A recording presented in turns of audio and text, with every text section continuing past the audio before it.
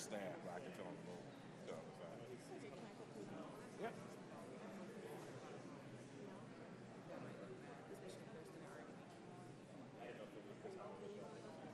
Well, can you, yeah, you can just bully them until yeah, that is fine. They're congressional staff. You want to do it now? We can do a brief demonstration. Or maybe if we can just say that, you know, we need to keep this walk with New Okay. York Firehouse, or if we could ask them to walk. I agree with you. Teach you to do Sorry, it. I don't really mind if I don't want to walk with them. I'm sorry. I just can't. We've already got a whole room issue with somebody waiting back there. I know she's such a pain in the last minute. So I just want to avoid it.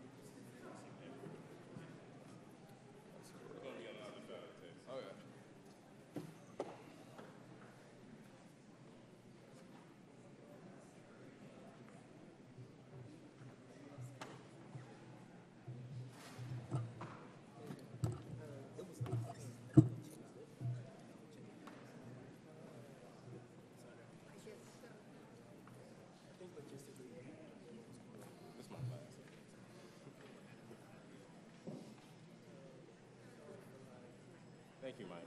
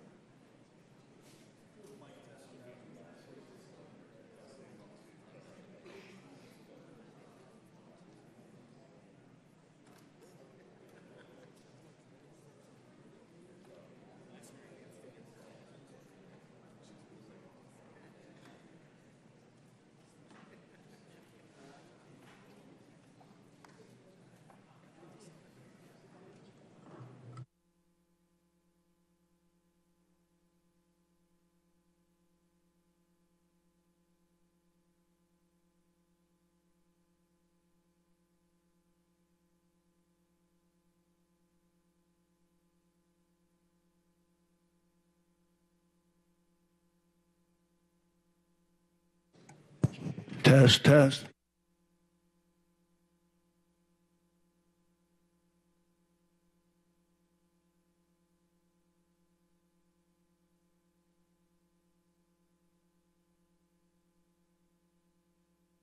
Try it now.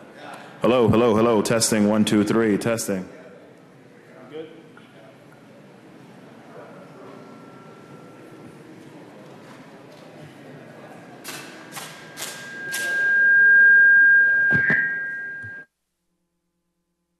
Feedback coming from?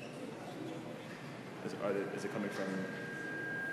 Is this the only one that's on?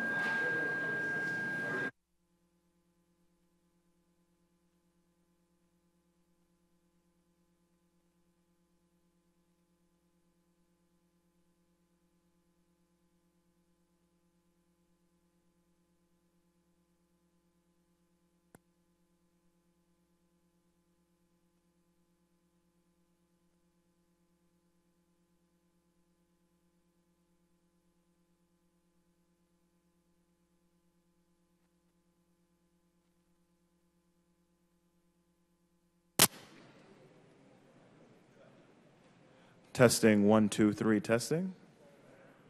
Hello, hello, hello, hello, hello. Happy Father's Day to all the dads. He's probably closer to here. Sorry.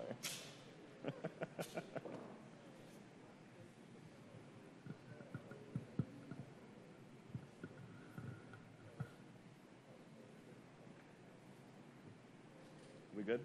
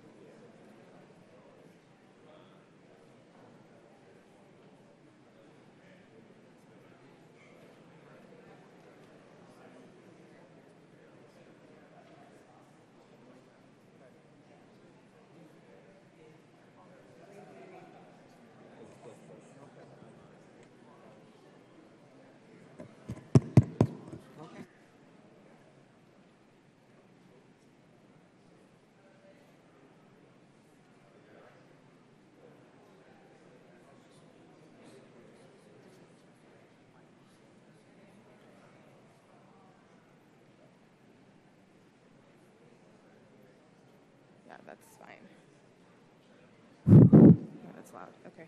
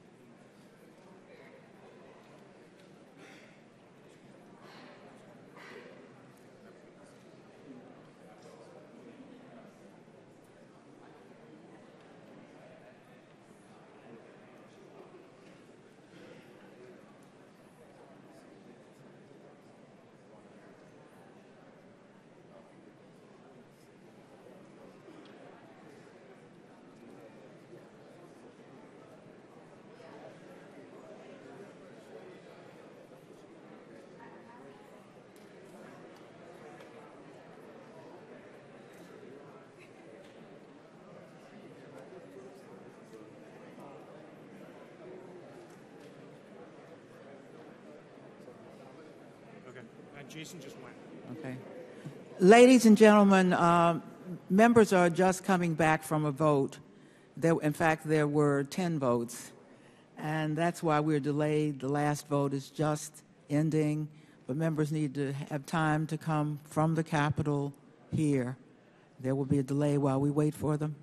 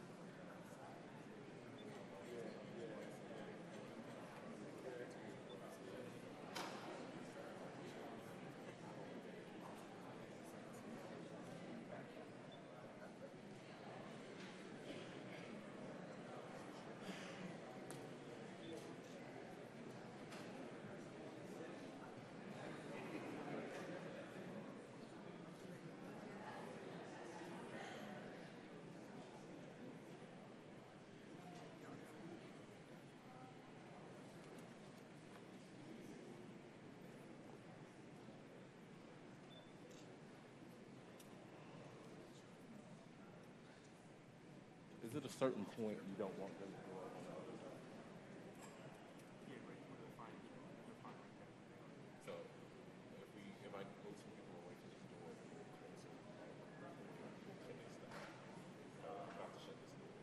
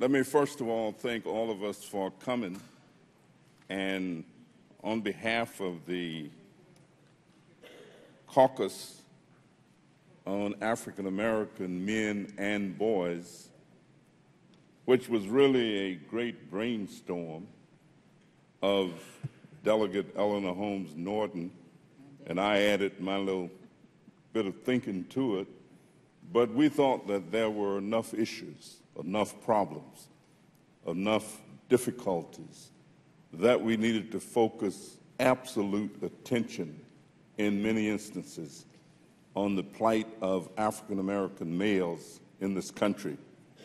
I want to thank all of our colleagues who have come to join us at this moment. Representative Janice Hahn from California, my colleague Robin Kelly from Illinois, my classmate and seatmate Donna Christensen, who's about to become governor of the Virgin Islands, and I'll switch over to a male at that point from the state of Missouri, Representative Lacey Clay, and the dynamic representative from California, Barbara Lee, and the lady from Texas, the Honorable Sheila Jackson Lee, and other members will be coming. Many of us have observed that when you ask African Americans especially, but oftentimes when you ask people in general, which agency of government do you trust the least? And many people will say justice, and they will even turn it around and say injustice. When President Obama started naming his cabinet, and people were watching to see who he would name to be the Attorney General of the United States of America with bated breath, and his word began to seep and leak out, and people got the impression that Attorney Eric Holder was going to head up the Justice Department. You could hear sighs of relief all over the country because people felt that here was a justice professional who had devoted much of his life to public service in interpretation and implementation of the law. And we felt that there could be no better person than Attorney Eric Holder. We thought that when he was nominated. We felt that when he was confirmed. And those who have been watching his actions and knowing what he's been doing, transforming what we know as justice opportunities in this country. And so it gives me a great deal of pleasure to present to you this afternoon the Attorney General of the United States of America, the Honorable Eric Holder.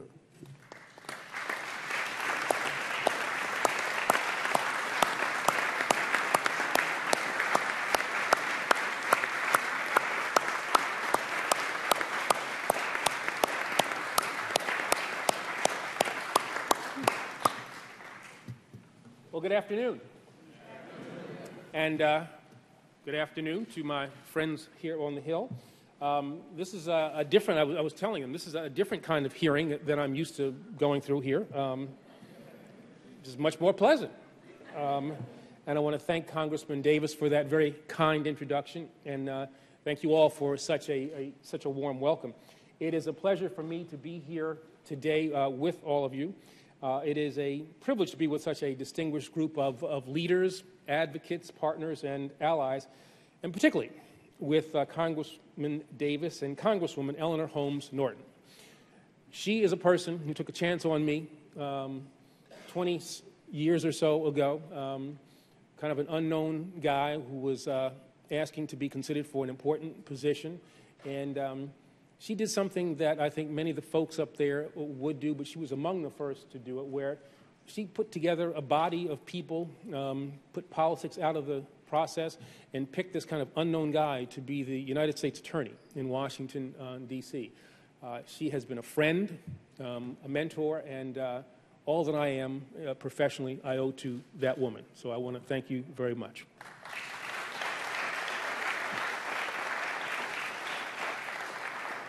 But we also have sitting up there members of the Congressional Black Caucus who have been supporters of mine. And this has been an interesting 5.5 years as Attorney General. And whenever I've needed to have my back covered, those folks have been there. In addition to Congresswoman Hahn, who, again, you stole the Dodgers from Brooklyn. Your family's responsible for that, and I'm not letting you all forget that. But it's a pleasure, as I said, to be here with the eminent members of the caucus, and especially the members of the Congressional Caucus on black men and boys who have made this whole event possible. Above all, it's an honor to help welcome back each of the returning citizens who will be sharing their stories during this afternoon's panel, right after I speak.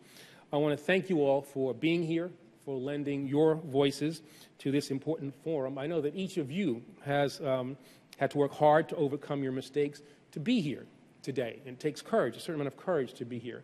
But the fact that you're here is not only, from my perspective, inspiring, it's proof of the strength and the sheer determination that defines you, And it's emblematic of the courage that drives so many who have acknowledged their past mistakes, paid their debts to society, and taken actions to reclaim their futures and to rejoin their communities, not merely as law-abiding citizens, but as role models for those who are around them.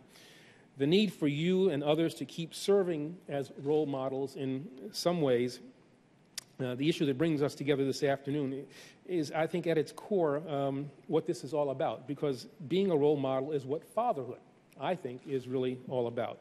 As a prosecutor, as a former judge, as a U.S. Attorney for the District of Columbia, as Deputy Attorney General, and now as the Attorney General of the United States, most importantly, as the father of 3 wonderful kids, I've seen firsthand the unique power that involved, engaged fathers have to positively impact the lives of young people.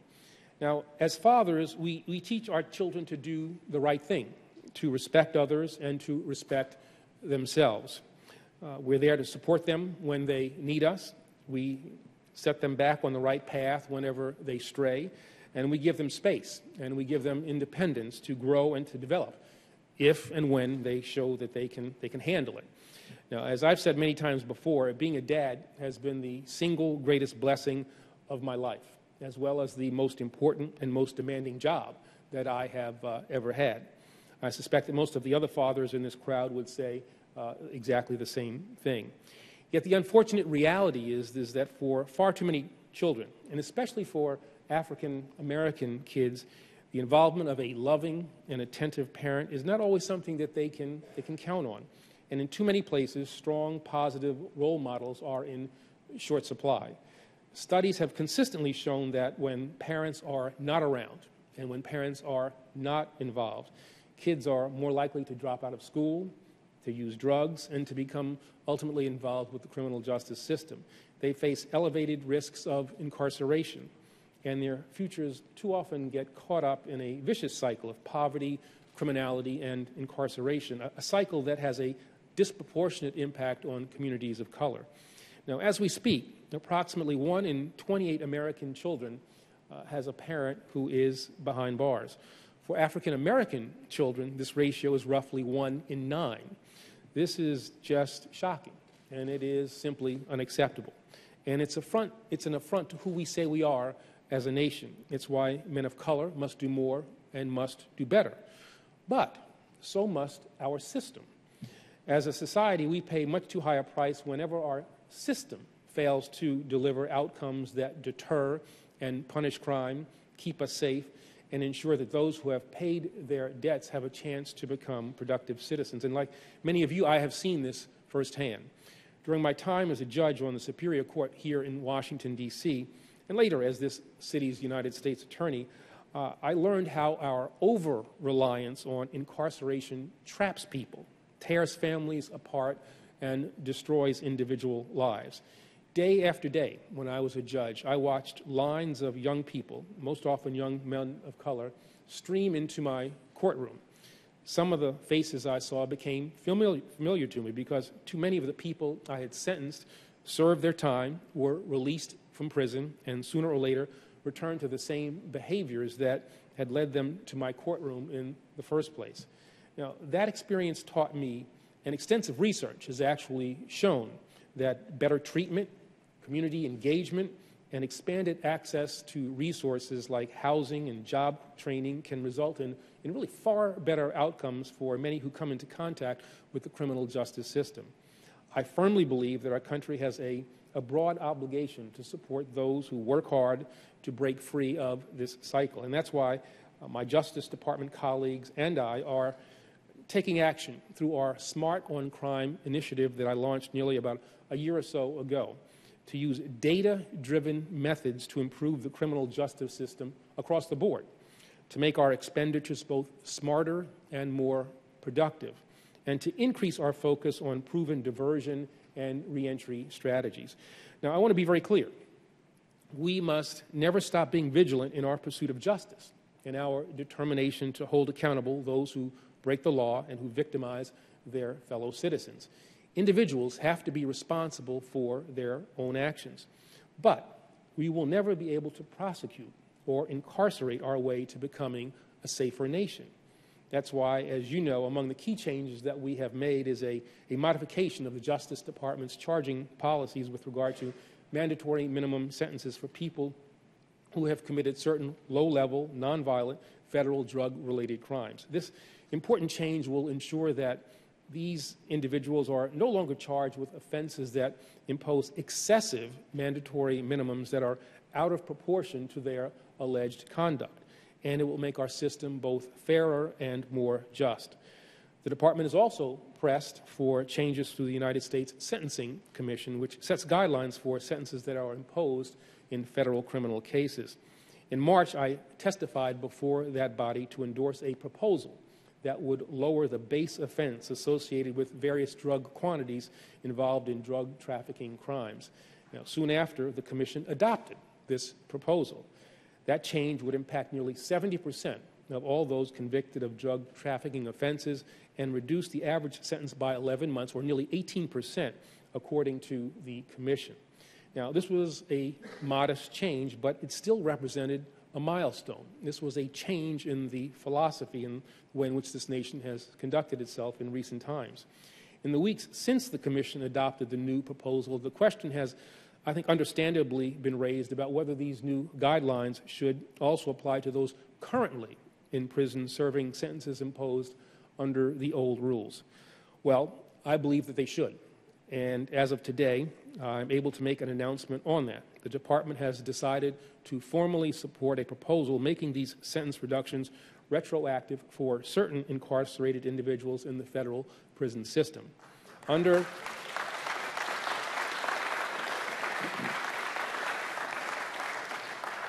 the Department's proposal, if your offense was nonviolent, did not involve a weapon, and you did not have a significant criminal history, then you would be eligible to apply for a reduced sentence in accordance with the new rules approved by the Commission in April. This proposal, I think, strikes the best balance between protecting public safety and addressing the overcrowding of our prison system that has been exacerbated by unnecessarily long sentences. Now, I've called on Congress to do even more in this regard by passing the bipartisan Smarter Sentencing Act to give judges additional discretion in determining appropriate sentences for people convicted of certain federal drug crimes. Now, this legislation could ultimately save our country billions of dollars, while at the same time keeping us safe. That's something I really want to emphasize. None of the proposals that we have made, nothing that I'm talking about today, nothing that I've talked about in the Smart on Crime initiative will do anything to negatively impact public safety. You can save money and keep people safe at the same time. This new legislation that Congress is considering is consistent with the goals of the Smart on Crime initiative and the reduction in sentencing guidelines that was adopted by the Sentencing Commission back in April. And I want to thank every member of Congress who signed on to this important bill for your steadfast leadership in helping to move it forward. In addition to calling for legislative remedies, my colleagues and I are working to increase support for drug courts, for veterans courts, and for other innovative diversion, rehabilitation, and reentry programs so that we can enable nonviolent individuals to obtain the resources and the assistance that they need. Beyond our work to reduce recidivism and to improve reentry programming, the Justice Department is also striving to restore justice, fairness, and proportionality to those currently involved with our justice system through an improved approach to the executive clemency process. In April, the Deputy Attorney General, James Cole, announced new criteria that we will consider when recommending clemency applications for President Obama's review. This will allow the department and ultimately the president to consider requests from a much larger field of eligible individuals who have clean prison records, who do not present threats to public safety, and who were sentenced under out-of-date laws that are no longer seen as appropriate. And I'm pleased to report that we're moving swiftly to put this clemency project into effect. We've already established an extensive screening mechanism, and we've begun the process of engaging assistance from pro bono attorneys. We're going to be talking about potentially thousands of people who will be filing these requests, and we need the resources in order to facilitate those requests. And we have gotten really just thousands of attorneys who have volunteered their efforts to help us in this regard. We will continue to consult with the U.S. attorneys' offices that are involved, the trial judges who handle each of the original cases, so that we can evaluate clemency applications in an appropriate context. And again, I'm particularly grateful for the assistance of the dedicated lawyers who have really stepped forward to answer our call for experienced pro bono counsel. As our process unfolds, these associated groups and individuals who are already calling themselves Clemency Project 2014 will work with incarcerated individuals who appear to meet our criteria and who request the assistance of a lawyer. Now, of course, our action on clemency will not be immediate, and it will not and should not be universal. The Justice Department will submit every clemency application to the rigorous scrutiny that it requires and that the American people deserve. We will take a deliberative, individualized, case-by-case approach to ensure that clemency can play an appropriate and operative role in our criminal justice system. And our first priority, as I said, will always be the safety of the American people. As we move forward, my colleagues and I will continue to rely on leaders like the people who are in this room, people obviously who are leaders who are at the dais, but people who are surrounding me and who are sitting here today. Leaders like people in this room and passionate, engaged citizens really across this nation to keep advancing, to keep refining, and to keep growing these efforts, from the Smart on Crime initiative to our work with Congress, from executive clemency to the President's My Brother's Keeper initiative. It's an innovative call to action that's bringing together government and private groups to address persistent opportunity gaps that are faced by young men of color. This administration-wide effort represents the next step in our struggle to keep young people on the right track, to knock down the barriers that they face, and to ensure that every American's ability to get ahead is determined by his or her work ethic, goals, and potential, and not by the circumstances of their birth. After all, we gather today in recognition of the fact that America's future will be defined and our progress determined by more than the sum total of our actions, our intentions, and even the values that guide us.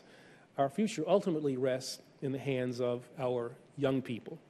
And especially as we approach Father's Day, we must all be mindful of the responsibilities that we have to set good examples for our kids, to inspire, to empower, and to do right by them, and to act on the understanding that the difference between success and failure is often determined in the smallest of moments, in individual conversations with role models that can change the course of a person's life, in the decisions that responsible adults and community leaders can influence for the better, and in the love, guidance, and support that fathers are so well situated to provide.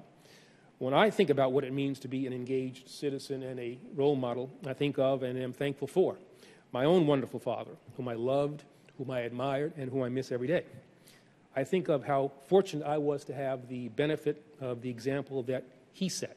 I think of all that I owe him and all that he did to give me every opportunity to succeed, to give me opportunities that he never had, that his generation never had. And most of all, I think of the duty that's shared by really everyone in this room to make sure that every child can be as fortunate as I was, to do everything in our power to craft policies that keep families together and support parental involvement, and to take actions in our own lives and communities to serve as the role models and the positive influences that too many children lack, so that we can empower them to build the futures that every American child deserves. So I want to thank you all for your leadership, for your passion, and for your steadfast commitment to these efforts. I'm proud to count each and every person in this room as a partner in the considerable work that still lies ahead of us. And I look forward to all that we must and surely will accomplish in the months and years to come.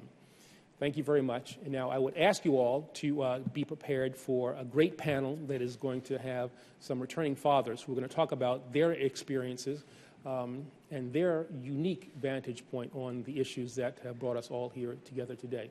But again, thank you all so much for being here today, for the work that you do, and I look forward to the successes that will inevitably come from the hard work and the perseverance that I can feel exists in this room. Thank you all so much.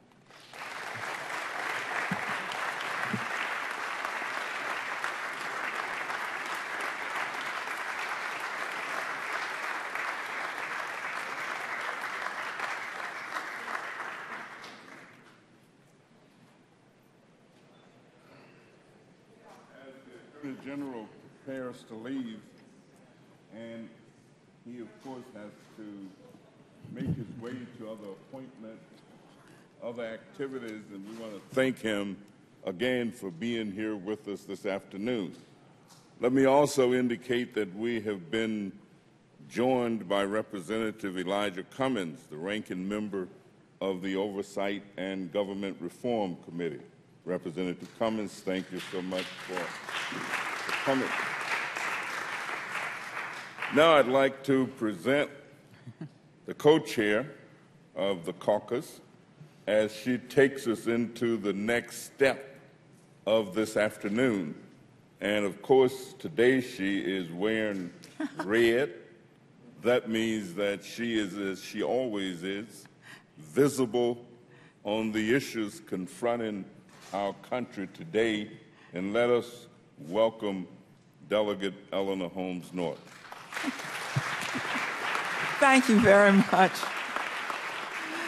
Thank you very much, Flatterer, and co-chair.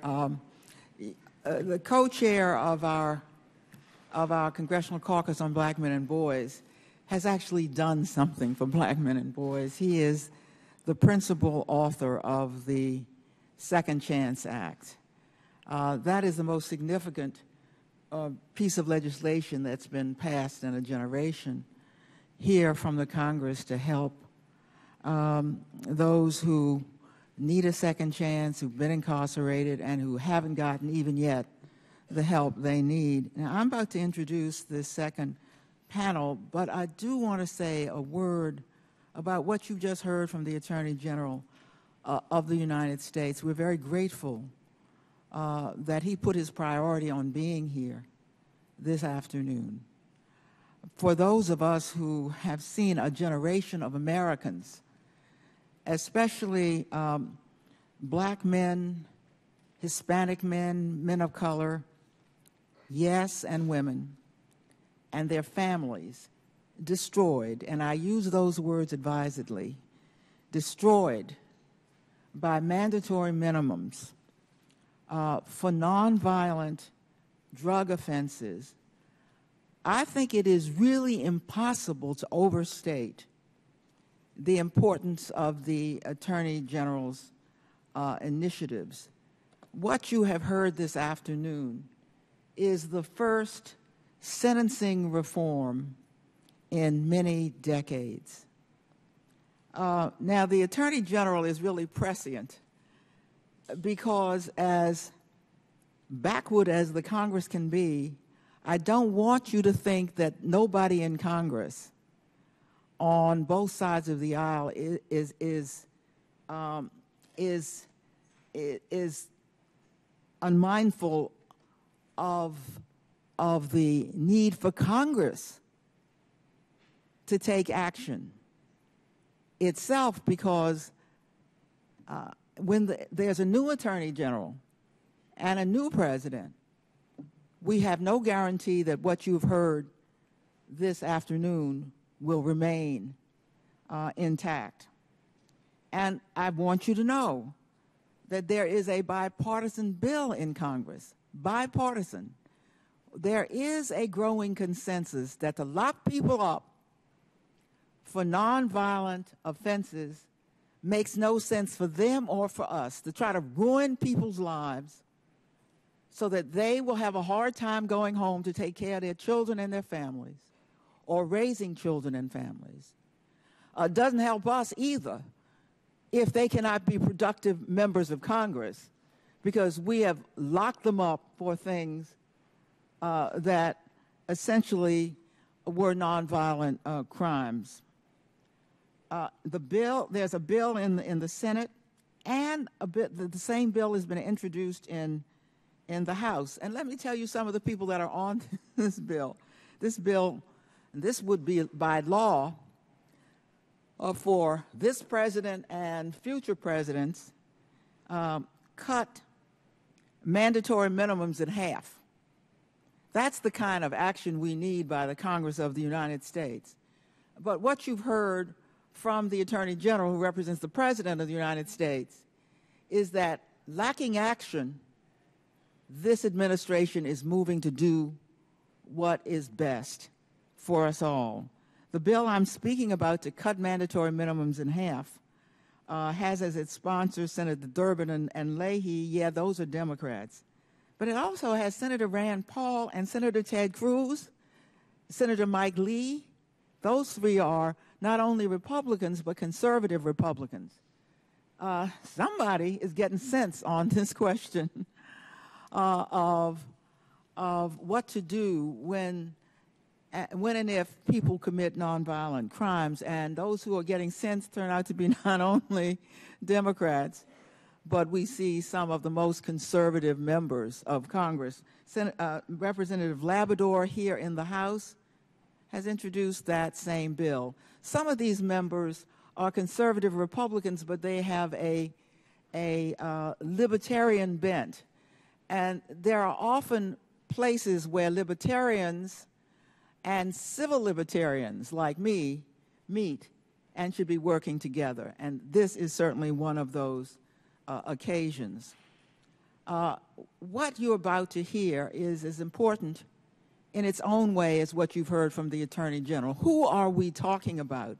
Would it have been enough for us simply to have the Attorney General speak here this afternoon? We didn't think so. We thought that there were men who exemplify what we would like the Attorney General's initiatives, yes, and congressional legislation to do. These men haven't had the kinds of assistance that thousands like them are likely to have from the initiative that the Attorney General has described. But we know who they are.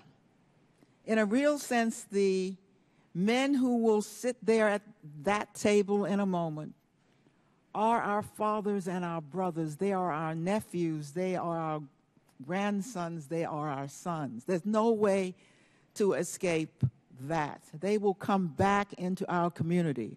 From the prison system where, with mandatory minimums, they've been left for hugely punitive times and spit out to our community, unable to find jobs or to raise families. They have done nothing, our prison system has done nothing for the economy or for the American people by what these mandatory minimums have done. So we thought Congressman Davis and I that as we approach Father's Day, there's more to it than giving tithes to your own dad. We thought that given the concerns of the Congressional Caucus on Black Men and Boys, nothing would be appropriate than to put a face on the men we are talking about and to have them come forward and speak for themselves. Speak about time they have spent in prison. Let them tell it. Speak about what they had to do or what they did to, in fact, transition themselves into civil society. Nobody can speak better for themselves than men who have been incarcerated, many of them precisely for the amounts of time that mandatory minimums involve. So I'm going to ask Adrian Muldrow of Baltimore, Maryland, Anthony Lowry of Chicago, Illinois, Bennett Lee of Chicago, Illinois, Charles Thornton of the District of Columbia, Louis Sawyer of the District of Columbia, and Tony Lewis, Jr. of the District of Columbia to step forward now in that order. I'm going to ask Mr. Eugene Schneelberg if he will also come to the table because there may be questions from members that he will need to answer because he is director of the Center for Faith-Based and Neighborhood Partnerships for the U.S. Department of Justice. Gentlemen, I want to welcome you here, and I want to ask members if they are here to introduce their own constituent. And in the case of Adrian Muldrow of Baltimore, Maryland, we are very pleased that your member of Congress, very distinguished senior member of Congress, Representative Isaiah Cummings, is here to personally introduce you, Mr. Muldrow. Congressman Cummings. Thank you very much, Madam Chair Lady. I'm going to be brief because I too want to hear from our distinguished panelists, but I must say that I want to thank Congressman Danny Davis and you, Congresswoman Holmes Norton, for all of your hard work, and the other members who are here. This is a priority of the Congressional Black Caucus because we realize that we have to uplift our men. I live in a district where I see men coming home from prison every day. I live in the inner city of Baltimore, and I know what our men go through. It's not a day that goes by that somebody doesn't come up to me and say, Madam Chair Lady, that they can't get a job and they have no resources or they don't know where to turn. And it's very difficult. And I know that you all will talk about that. And they want to do for their families. They want to lift them up. They want to be a man. They want dignity. And so with that, I want to recognize from my district, Adrian Muldrow, who is the co-founder of the We Can Achieve Youth Development Program, working with youth and adults returning from prison. Despite having spent over 20 years in and out of Maryland's prison system and being wrongfully accused and sentenced to life plus 20 years in prison, Adrian has helped countless youth and adults obtain high school diplomas, employment, and done a whole lot of other good things to lift them up. Adrian is also the CEO of Promotional Concepts Consulting Ad Agency that creates marketing materials for businesses as well as using silk screen and embroidery. He has received several acknowledgments and various citations, and I'm very pleased to say that he's the third vice president of the Baltimore branch of the NAACP. And I see their chairwoman lady is here. I'm glad to see you here being with us. And in his spare time, he loves spending time with his family and is an avid reader. And I must say that he has taken his pain, turned it into a passion to do his purpose. And I'm very, very pleased that he has joined us. I'm also pleased to know that the other panelists that have been here is Mr. Ellsworth Bay, who is here with us. He's also from Baltimore, and Johnson Bay, and Mr. Joe Jones, who is also here from the Centers for Urban Families, which is also in Baltimore. And thank you all for being, all of you, for being here.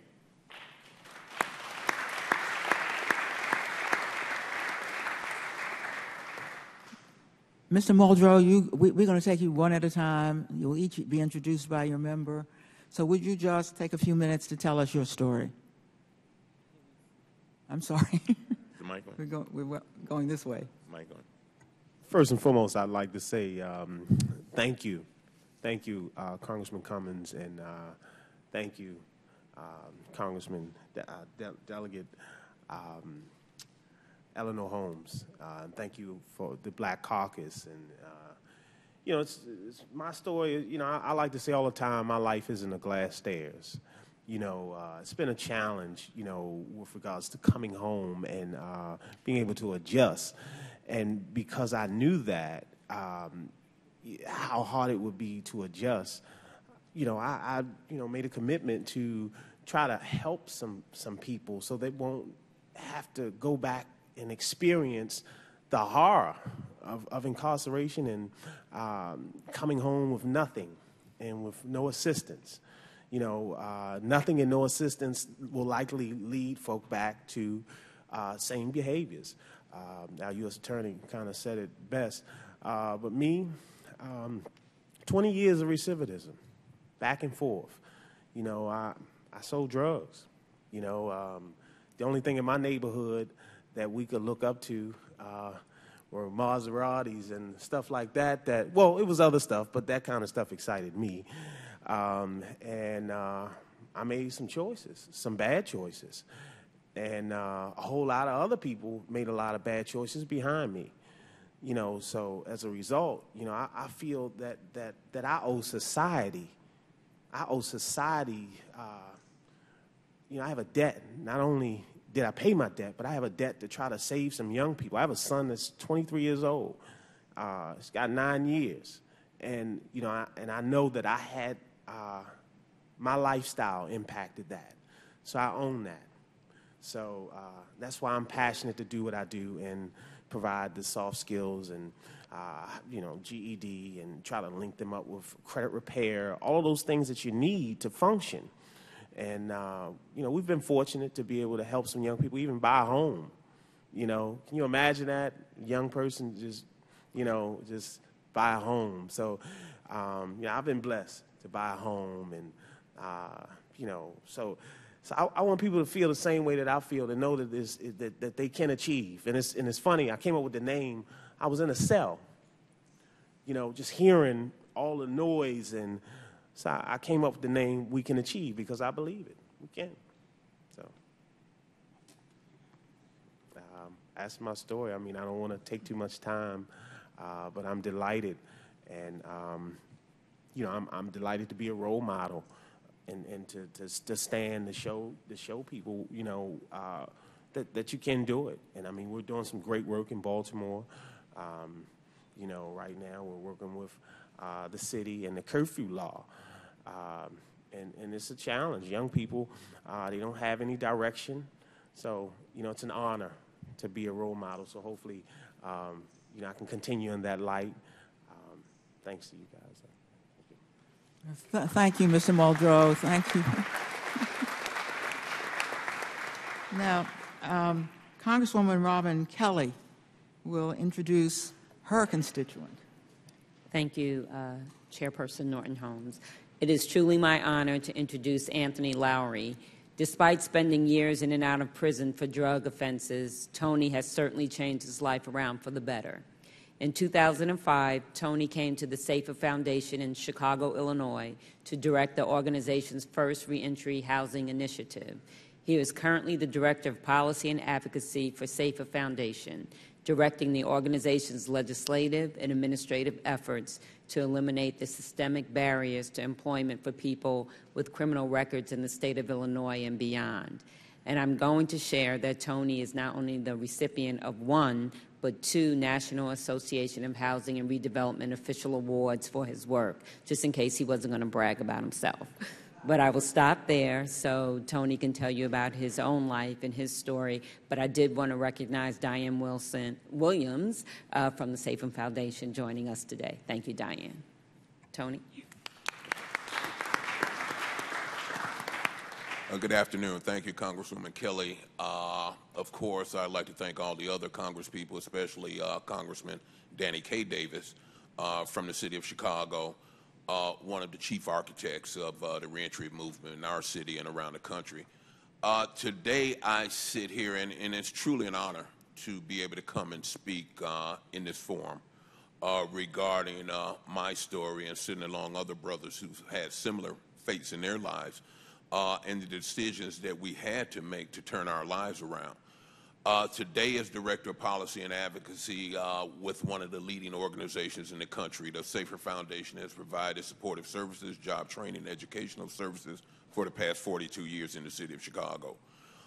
We started doing policy and advocacy work in 1991 because we see approximately 8,000 to 10,000 people a year. And we train, we educate, and the majority of employers still would not give them an opportunity to work. Most of our research shows that if a person can get a job, I like to say they can stay free. Recidivism is reduced. Currently in the state of Illinois, recidivism is 50%. What our research has shown that if a person can get a job, keep that job for 30 days, recidivism drops to 22%. If they can keep that job for 365 days, recidivism drops to 15%. So you're looking at, instead of 1 out of 2 going back, you have 1 out of 10 going back. Saving our state, saving our country billions of dollars in the cost of incarceration. My story started, and I always like to say thank God for the arresting officer, loving, caring judge, and my older sister who went to the judge and said, please, this time, don't let him out, whatever you do. For the first time in my life, and the impacts of incarceration on our community is generational. I think, and I like to thank the Attorney General for his foresight and his understanding of the generational impacts of incarceration in poverty in our communities, as we see Roseland, as we see Austin, North Lawndale, Auburn, Gresham, communities with the highest levels of reentry in the city of Chicago, where you have 50 to 70% of working age men with some type of criminal record that will prevent them from getting an employment opportunity. The generational aspects of it is when our young people go to school in the morning, they see very few men coming out of their homes going to legal gainful employment. When they come home in the afternoon, the corners are filled. So the choices and the images that they see further promote incarceration, poverty, and destruction of our communities. I made one important decision the last time I was in custody. And I made a decision to just follow the rules. Just keep it as simple as possible. Why don't you just follow the rules this time? And by following the rules, it led to a journey and provided me opportunity to show you the greatness of God and how God works. After my last incarceration, I was mandated to a drug treatment program. And in that drug treatment program, I had a counselor who was only my counselor for 2 weeks. He left the agency, went to a child protection agency, where my daughter that I hadn't seen in 2 years was on his caseload. He called back to the treatment facility and asked me, did I want to see my daughter, who I had abandoned. I hadn't seen her or her mother, because 2 addicts trying to raise a child is a disaster waiting to happen. Had the opportunity to meet my daughter again on her 5th birthday, petitioned the court to get custody of my daughter. As a single parent, with the help of my mother, raised my daughter to where now she's an outstanding young woman in Nashville, Tennessee at Tennessee State University, my alma mater.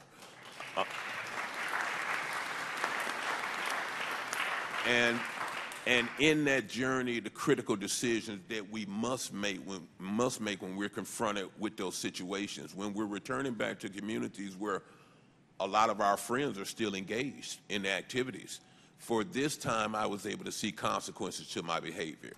This time, I was able to get the selfishness of addiction and criminal activity away from me and think of my daughter, think of what would happen to her if I did go back. For the first time in my life, I thought about someone other than myself, and that led my journey to where it is today. Again, I'd just like to thank the elected officials, thank everybody involved in the room, and especially the Attorney General for having the courage and the foresight. I had a tenant of mine in Chicago who goes back in the day with the old Black Panthers and Congressman Rush. And when I told him I was coming to Washington to hear Holder, he said, give him a message from Chicago that we got his back. So it's very important, I think, for our movement, for our people to understand the public image of a person with a criminal record is not me. It's the mugshot that we see on the news every night. For us to get movement and progress, we have to change that image. We have to get people to understand that rehabilitation is more than just a made-up word, that people can turn their lives around and they deserve the opportunity. I'm going to close with this. In our Illinois General Assembly, we just got a ban the box for private employers passed. We have certificates legislation that was originally passed in 2004 by a young man who sits in the White House today, Barack Obama. These are the type of things that we try and put in place to eliminate barriers to employment, to provide opportunity, and to look at rehabilitation. We've been able to get jobs in Chicago public schools, CTA bus drivers. Again, we must all understand that the image of the person with a criminal record, the public perception, must change. One story on CNN can destroy years of work. We're trying to understand rehabilitation. So again, I'd just like to thank for the opportunity. I'd like to thank my mentor, Ms. Diane Williams, President Emeritus of the Safer Foundation, who gave me a chance, who thought I had potential, who gave me an opportunity to fight for justice and criminal justice fairness for the people in the state of Illinois. Thanks.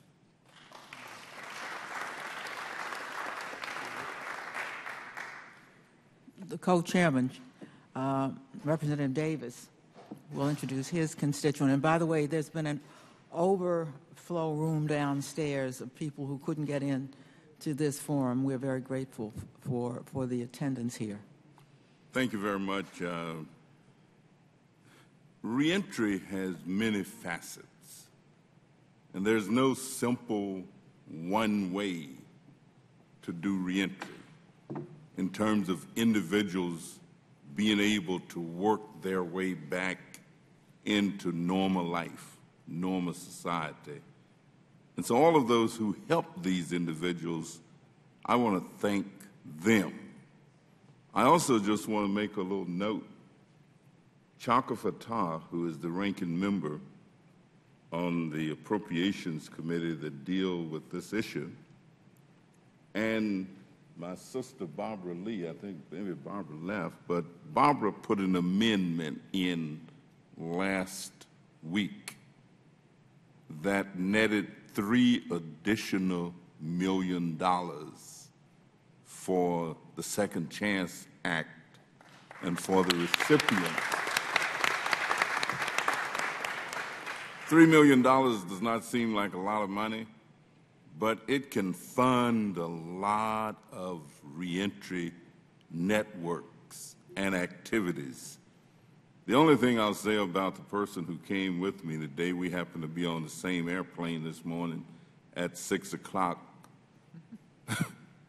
But George Williams said he was coming to this, and he said, well, I can't. He said, but I'm going to do the best I can do, and I'm going to get Benny Lee.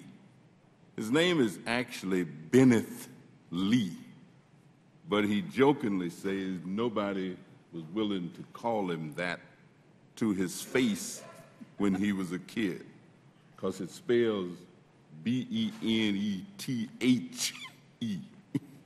Benneth Lee, but nobody would say that. So it became Benny Lee. I'll just say this about Benny. He is smart, articulate, spent a lot of years in the penitentiary. He was a leader as a kid growing up, leading street gangs. And now he's a leader not only in our community where we live, but he's a leader all over the country.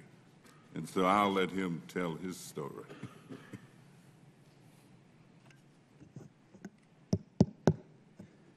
Feeling slighted that nobody clapped for me.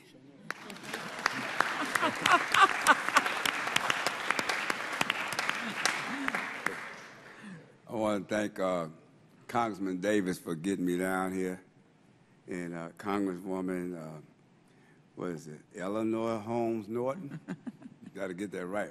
You got it. Yeah, but I first want to say I know without a doubt it's through the grace of a merciful God and a praying mother and a father I know in my heart that didn't give up on me that I'm able to be here today.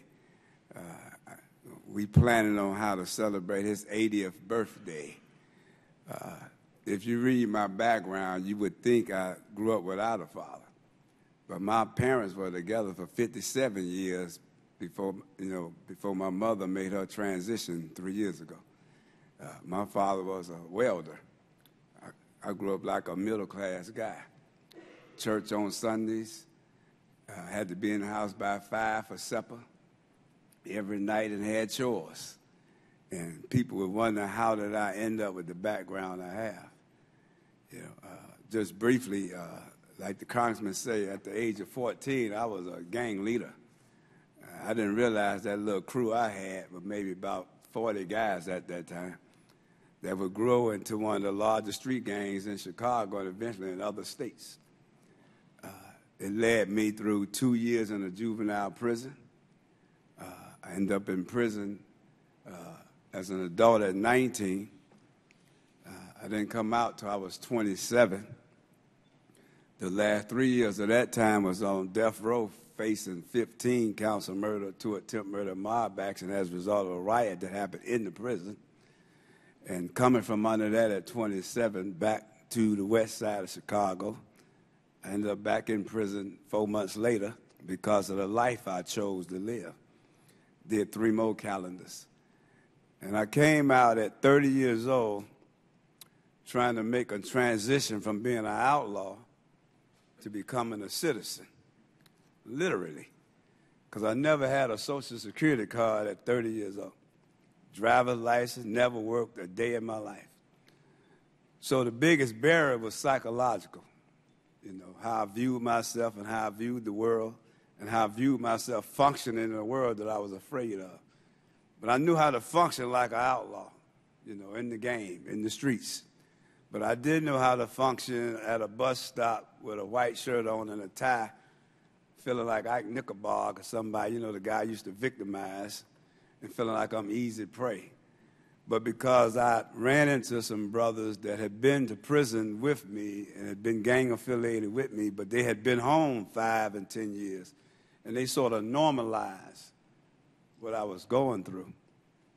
So I was able to survive sitting in a GED class at 32 trying to learn how to do fractions and move a decimal and understand multiplications and dealing with young kids in the class laughing at the questions I'm asking, calling me pops. I want to hit one of them little marks in their eye, but I don't want to get put out the class. So it was a strain on me.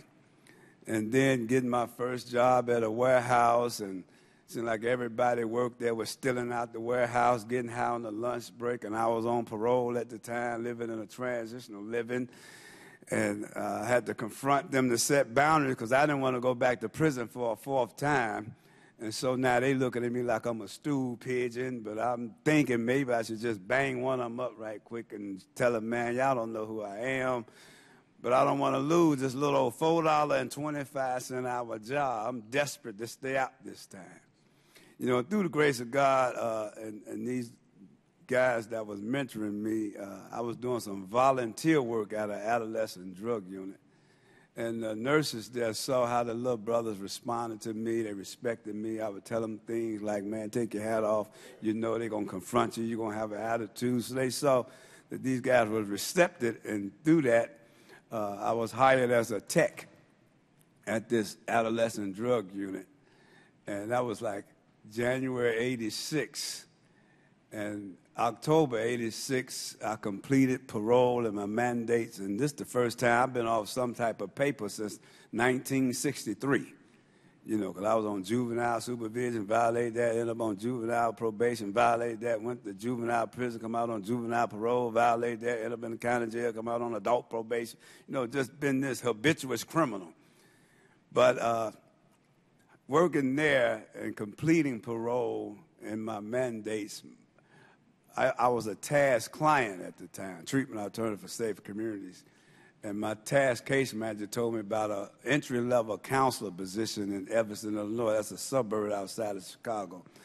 And in my mind, I'm thinking, well, Evanston is a rich white suburb. They're going to lock me up as soon as I get off the L. This is what I'm thinking. You know, these psychological blocking agents that most formerly incarcerated and convicted people struggle with.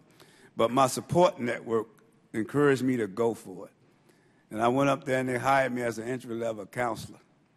And my biggest struggle was I'm hired as a counselor, but I didn't feel qualified. You know, we were sitting in staff meeting, discussing cases, and they're using clinical terminologies, you know, like this client struggled with maladaptive behavior, this one has impaired social skills. And in my mind, I want to say something like, you know, all that Mark got to do is bust it out of his game and he'll be straight. But you can't use slang in a professional setting. So I would leave work every day feeling so inferior and giving myself messages, I don't belong here.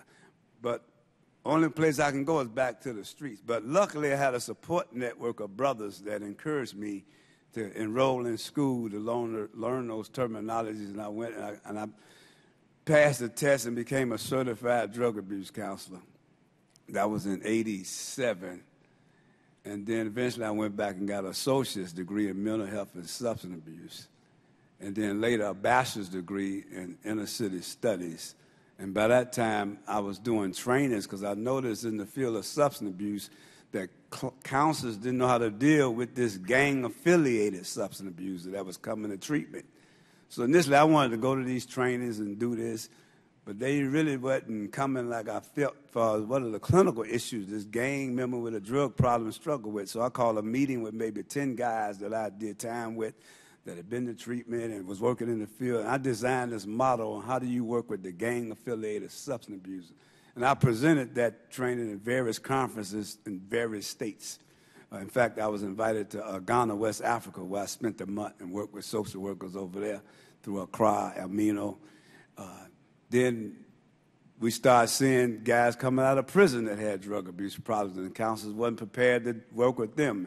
Sat that back down to the drawing board and designed a model. How do you work with the gang of the criminal justice substance abuser? I got invited to the judiciary conference in Texas to speak on how do you transition from prison to treatment and back into the community. Then I later went back and got a master's degree in leadership development and education.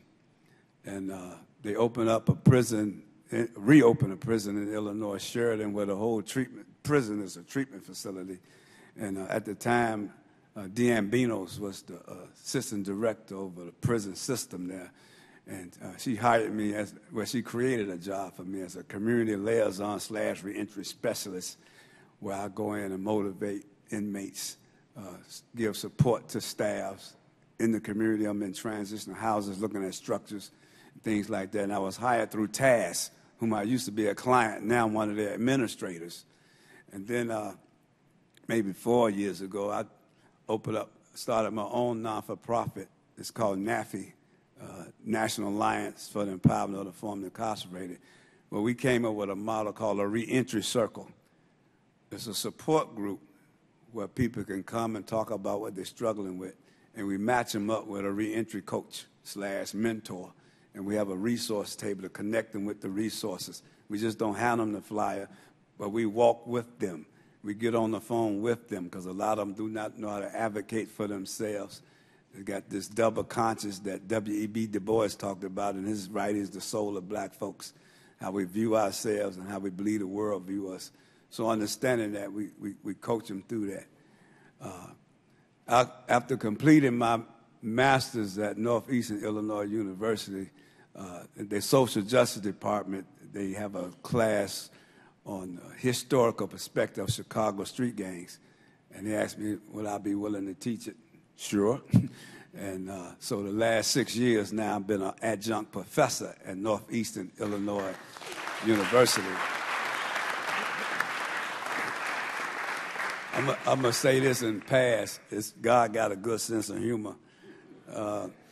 Most of my students are current police officers and parole agents and probation officers. I used to be in their custody, now they're my students. But one last thing is that I'm a proud father of a 24-year-old son and the grandfather of a 20-year-old grandson and a 15-month-old grandson. That gave me a whole different perspective of life now. That little rascal, boy, he just everywhere. But I just pray to God that I live long enough to see him cross the stage with a degree. And so it gave me another purpose of existence.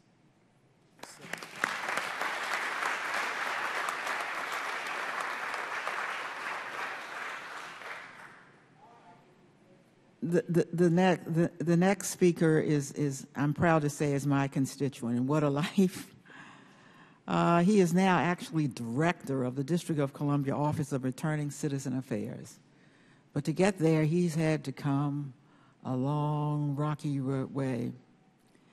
This is a young man who was incarcerated for 10 years with heroin possession. And he will tell you he had the brightest future when he was at Woodson High School. He was a star athlete. And he'll tell you how he threw it away. What I most love about Charles Thornton, among the things he did with his life that he should not have done, was to get his girlfriend pregnant at 16. So guess what he's done since he's gotten out of prison? He married his childhood sweetheart, and he now is helping to raise that child and others. I am so proud to introduce Charles Thornton. Happy Father's Day, Charles. Thank you very, very much. And first off, I want to definitely, thank you and say how much an honor it is to be sitting here sharing, just a little bit about, my life and my incarceration. I want to thank Congressman Davis and all the other esteemed members of Congress, and especially the panel. The panel of my colleagues, returning citizens, stepping up to the plate and being the hope and the vision, and the change that we all want to see, in men and women that's been involved in the criminal justice system. They have pretty much said a lot of the things that I wanted to say, but I do want to recognize that, poverty played the most major role in a lot of the decisions that I made. I grew up in poverty, and I didn't know what poverty was. I grew up in East Capitol dwellings, 432 units of public housing, and there were not 6 fathers in any of those 432 unit households. There was a total of 6 fathers that I'm aware of. And we knew everybody in the neighborhood. And so the idea of what a man was and what a father was, that never came to me, and I don't, it wasn't because of the poverty, it wasn't because of the public housing, I take credit today for a lot of the decisions that I made, coming up as a youth. But when I walked out the door, what excited me, what I saw, what that vision was, it started with sports and athletics. Like most young guys coming up in urban areas, I was introduced to athletics first, and became a can't-miss prodigy.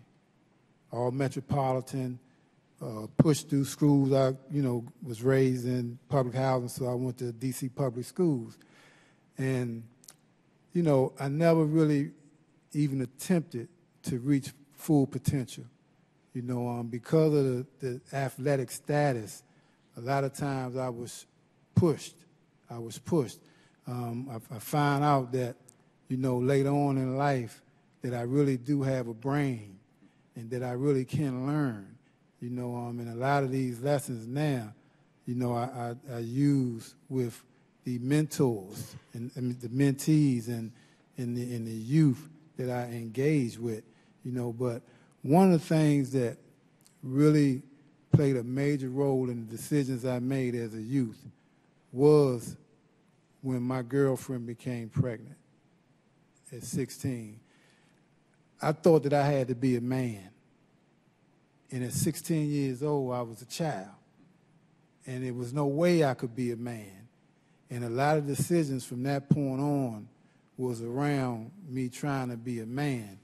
Now, my neighborhood became an open-air drug market. And in that backdrop, I did get an opportunity to go away to college. People really, came around me and wanted to support me, even though the decisions that I was making, I had one foot in the streets and the other foot in sports.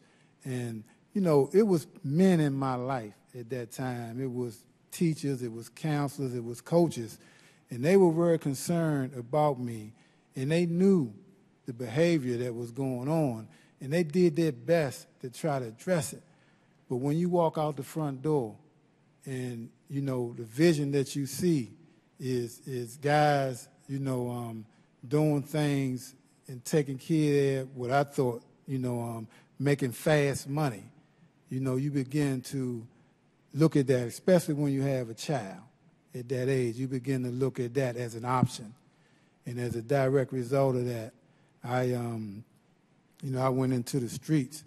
And I caught my first charge the summer of 1979 prior to me going out to Washington State. That charge was now processed by Luke Moore, Uncle Luke, who's a former judge. He now processed that charge. The community showed up at trial. The coaches, the community, everyone said, this young man has a chance. He's getting ready to go so far away from D.C., we're not going to have to worry about him again. And I went out to Washington State, but the problem was I took me with me. And everything that I did in the district, I did in Washington State.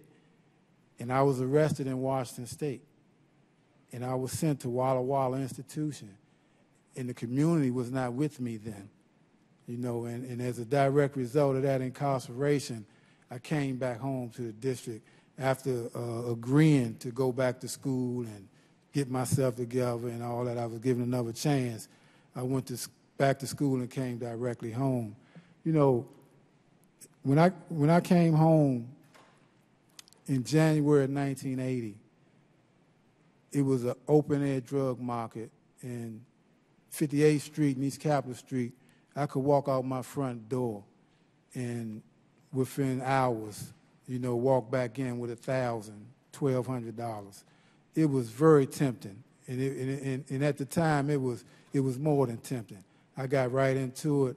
I still had the idea of wanting to be a good father and take care of my daughter and my girlfriend at the time. So that's what led me right back to it. And unfortunately, it was a short run, and I spent that next decade in Lawton. Okay. Now, I was released in 1990, and I'm here to report that I have 24 years of uninterrupted reintegration. Okay. Uninterrupted sobriety. My process to where I'm at today has been one that, I'm very thankful and proud of, and I think Mr. Lee said it. There was a vision for me. There were individuals who had already traveled that road, who had already navigated that system, who was there for me. There was people like Mr. Donald Streeter, who was a returning citizen, came home, became an attorney, who reached out to me. And with that, reaching out, because like Mr. Lee was saying, in 1990, when I was released, I did not want to get an identification card. I did not want a license because I knew in my mind, it was psychological, that I was going to sell dope. I was going to do something wrong, so why would I have an identification so people would know who I was? That just made sense to me at the time, and I had to rechange my whole way of thinking. Prison is psychological. People think it's physical, but it's psychological. It's a psychological damage that's done to an individual. I know we got other people, but I do want to close by saying that, my first job was a porter. Like Mr. Lee, I went back to school and went the journeyman route. In 2 years, I became a stationary steam engineer licensed by the District of Columbia. All right? I'm on my third career in 24 years. My second career was as a real estate agent and broker. During the real estate market, I left an aspiring job as an engineer and began real estate. Right now, I provide housing to over 18 families in the District of Columbia. And what that means is, you know, I have 18 homes that I rent out as a business, as a landlord, okay? And you know, I was tapped in 2011 to head up the Agency for Reintegration in the District of Columbia, and I don't have time to get into that, but I do want to close by saying, sitting behind me today is my wife. The same two kids that had that child at 16. Through all of the incarceration, all of the devastation, are right here today making it. My daughter is 36 years old. When I went to prison, she was 3. When I came out, she was 13. She's going through some situations. When she was 15, her mother, my wife, brought her to my door and said, you take her, you have her. In spite of that, we have a 14-year-old grandson that we have full custody of, and we are raising as a family. And it gives me an opportunity to really, you know, be a father. But more important, it's 2 young men in here. 2 young men who are my mentees, who are right now attending the University of St. Scholastica in Duluth, Minnesota. And these were 2 guys, one from your district, East Baltimore, the other one from Minnesota Avenue, athletes who I've been able to touch. And now they're in Duluth, Minnesota at college, home for summer. And this is what fatherhood is about. And these are some of the things that we can do as individuals. So thank you very much.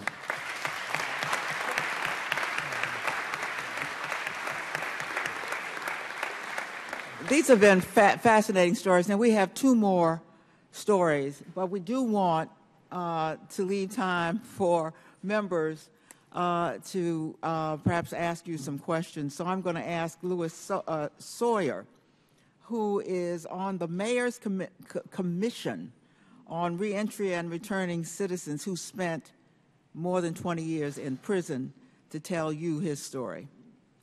Louis Sawyer. Good afternoon, ladies and gentlemen, Madam Chairperson, Brother Davis, and those persons who are Congressional Caucus members for Fatherhood and Boys. I am very delighted to be here, astounded to be have this opportunity to come. I must follow my lead in where I was going to go with this, and when I was asked to come and speak, I have to share with you that in March of 1985, I was arrested for a crime that I was very much a part of, but did not see the streets until February 2010. So if you do your mathematics, that's 25 years of incarceration. But more importantly, what you learn, or what I've learned in incarceration, that under no circumstances are you there alone. For when I look back over my life and where God has brought me, I knew that was a road to Damascus. If you read about Paul, from Saul to Paul on the road to Damascus, you had to see the light. So the light had to come, and where I had to be brought to my knees to understand that the life in which I was living was not going to be productive. I had to know that only by the grace of God I am here today, and I sit in this seat with my colleagues and men who are here in the audience, that if it wasn't for God's grace and his mercy, we wouldn't be here. I wouldn't be here. But more importantly, while I was in prison, there was an opportunity that presented to me to have to bring forth an organization, a mentoring initiative, the Meta Principles, that taught these men to instill upon them the character, the integrity, and responsibility. But more importantly, I saw that men who were incarcerated with me suffer from a number of mental health issues. And as an advocate, an agitator and advocate for those men and women who are coming back from the District of Columbia who have serious mental health issues. We have to look at that. We have to look at the situation and how they come and where they come from. And knowing that the concerns and the circumstances that present themselves is not of their own. But we, as what the Attorney General has stated, which I thank God for that, and members of Congress, and thank God for you all, they have to look at that and understand that in this city, this society, we as individuals must recognize that as they come home, they need mentors. And I'm thankful unto God that my mentor is here. The Reverend Anthony Owens is with me today, and other support staff that have been in my life. Because I came home in February 2010.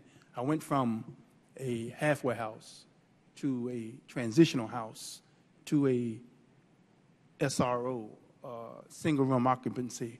And as of now, I'm a proud owner of my own condominium. And I thank God for that, because if it had not been for the people, my support staff, it would have never have happened. But not just that. There's more in dealing with the men and women who are coming home, and one has to recognize that. And as fathers, and we're looking at fatherhood and coming up to our fathers and Father's Day, we must really recognize that faith-based initiatives stand first and center. We can't forget that God has to be first and foremost in everything that we do. And even though men and women have committed crimes, everyone must come back and be forgiven. For only by the grace of God that persons who have not gotten caught, they are still in the position that they're in. But be mindful that there are men who are coming back who need to be received wholeheartedly. And I think the opportunity for this time to speak to that, because if it wasn't for the fact that you have in this city, Washington, D.C., is very unique. We have faith-based initiatives. We have churches. We have those persons who are responsible. And as a commissioner on the commission, the Mayor's Commission on Reentry and Internal Citizen Affairs, along with being the co-chairman for the Reentry Task Force, and my co-chairman, Ms. Louise White, is here, who was also a mentor to me. And not just taking it upon that, but you have to realize that only what you do, what you put in, you'll get out.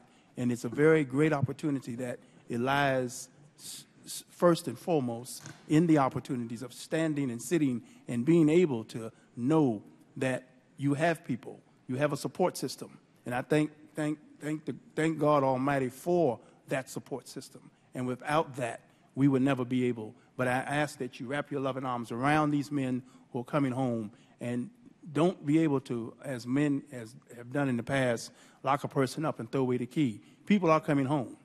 Persons are coming home, and they have to be received and given the opportunities. For there are three components: housing, transportation, and employment. When you look at those three components, and if you're allowing yourself to really believe that integration is a powerful tool, then reentry has to be looked upon. And I thank you for this opportunity.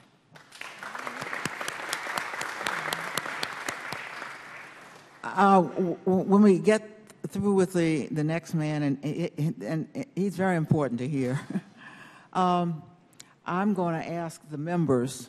I'm not going to ask questions, and I think Congressman Davis would agree with me. We ought to, the members who've been able to stay, to see if they have any questions before we leave. But the next young man has never been to prison.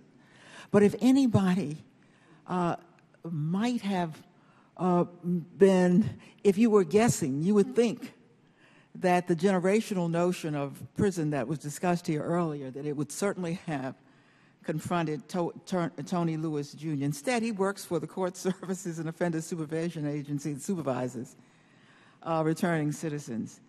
But he is the son, and anybody who lived in the District of Columbia for any amount of time knows the name Tony Lewis Sr. He was a notorious drug dealer in the District of Columbia. Tony Lewis Jr. is his son.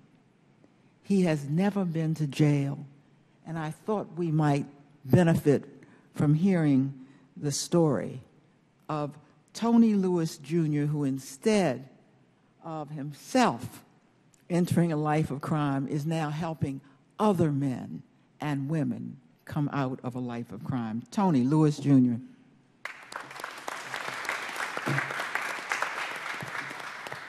Thank you very much, Representative Norton and Representative Davis and all the distinguished members of Congress and definitely the panel here.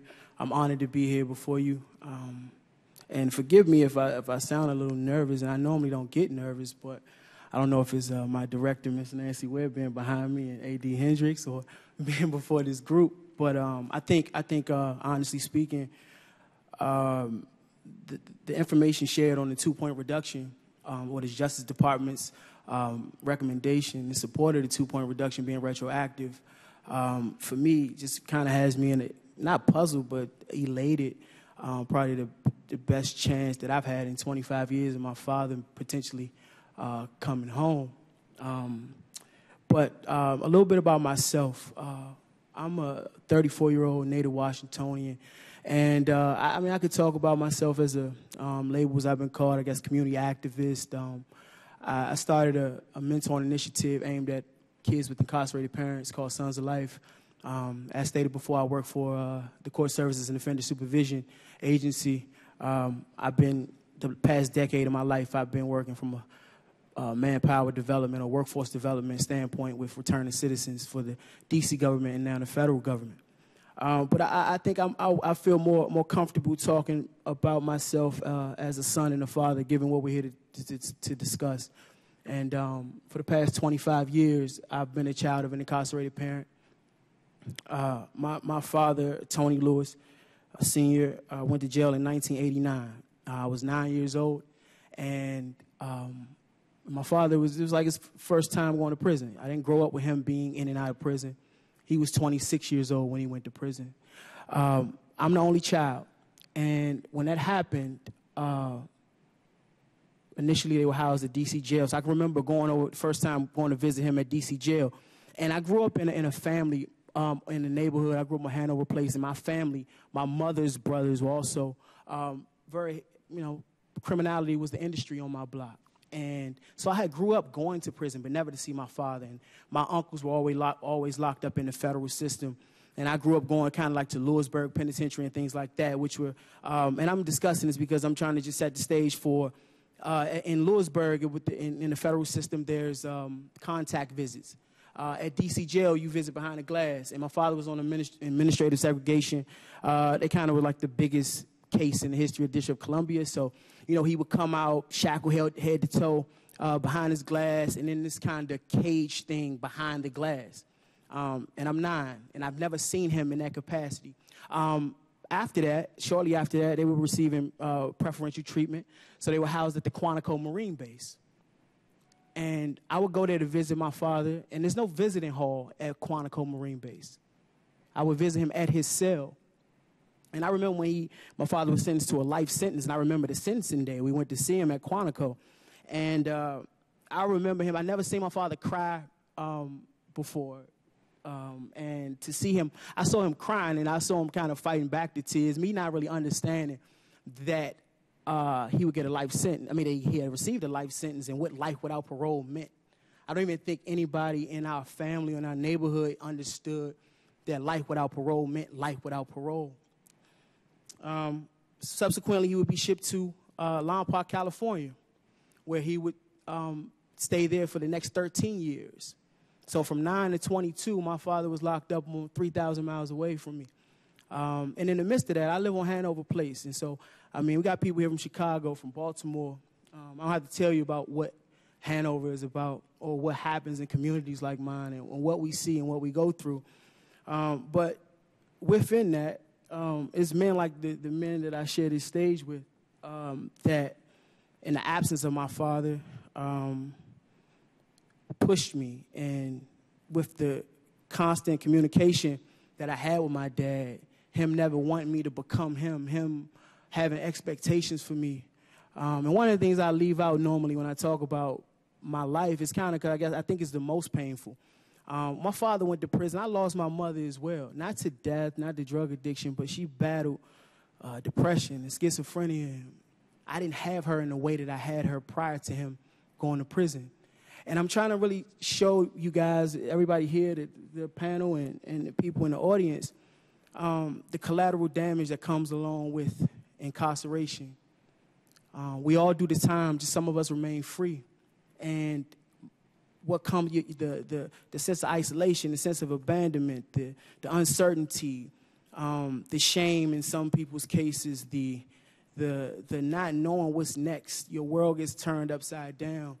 But you're consistently told to continue to push on and be strong. And I would, it was funny that I'm here because I went to Gonzaga College High School, and my mother's dreams, like everybody in my family thought my mother was insane. First of all, we couldn't afford it, right? And she was like, no, he needs to go there. And I got into Gonzaga.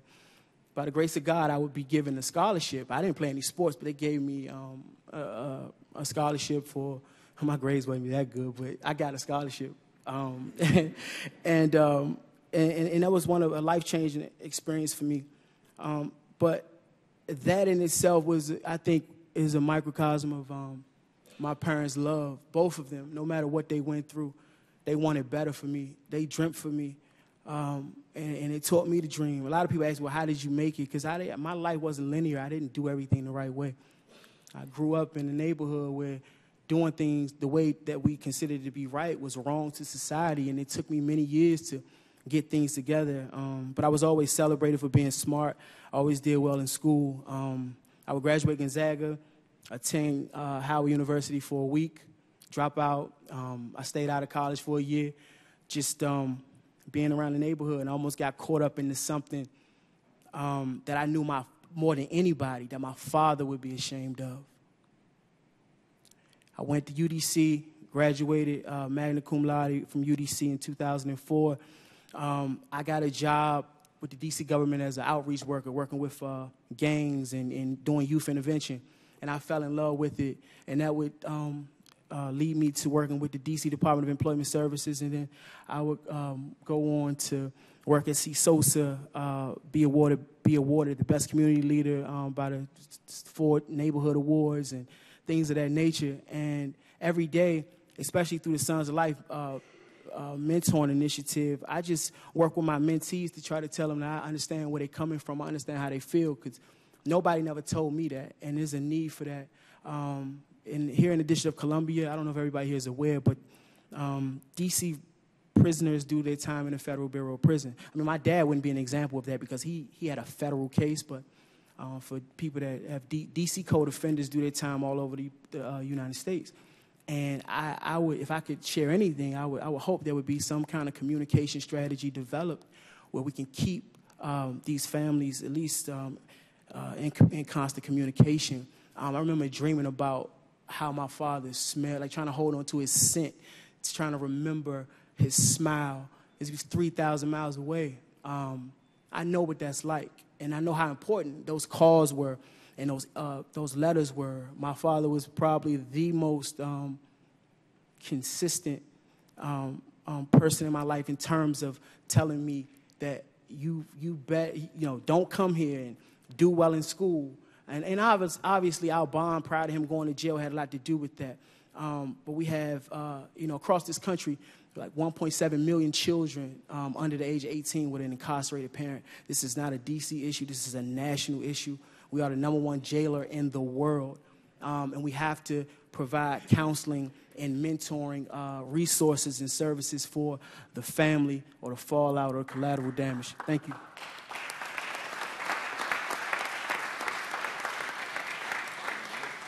Congresswoman Kelly said, Robin Kelly says she has a question. This is for any of you, and thank all of you for being here. I really appreciate it. How can you help us convince people that to give people a second chance and to give people jobs? Like if we could package you up and take you around, but not enough people, to me, know about people like you that have changed your lives around and deserve a second chance or a third chance, whatever it is. It's just really hard because some people feel like once a criminal, always a criminal, or you're always going to do this, that, or the other. So any ideas you have that can help us change people's mind, especially people like us that make decisions and put money behind certain things. One of the things I would say is you have to really capture the success and market the success. We spend a lot of time looking at the damages and looking at the problem, and not enough time looking at the solution. And we are the solution.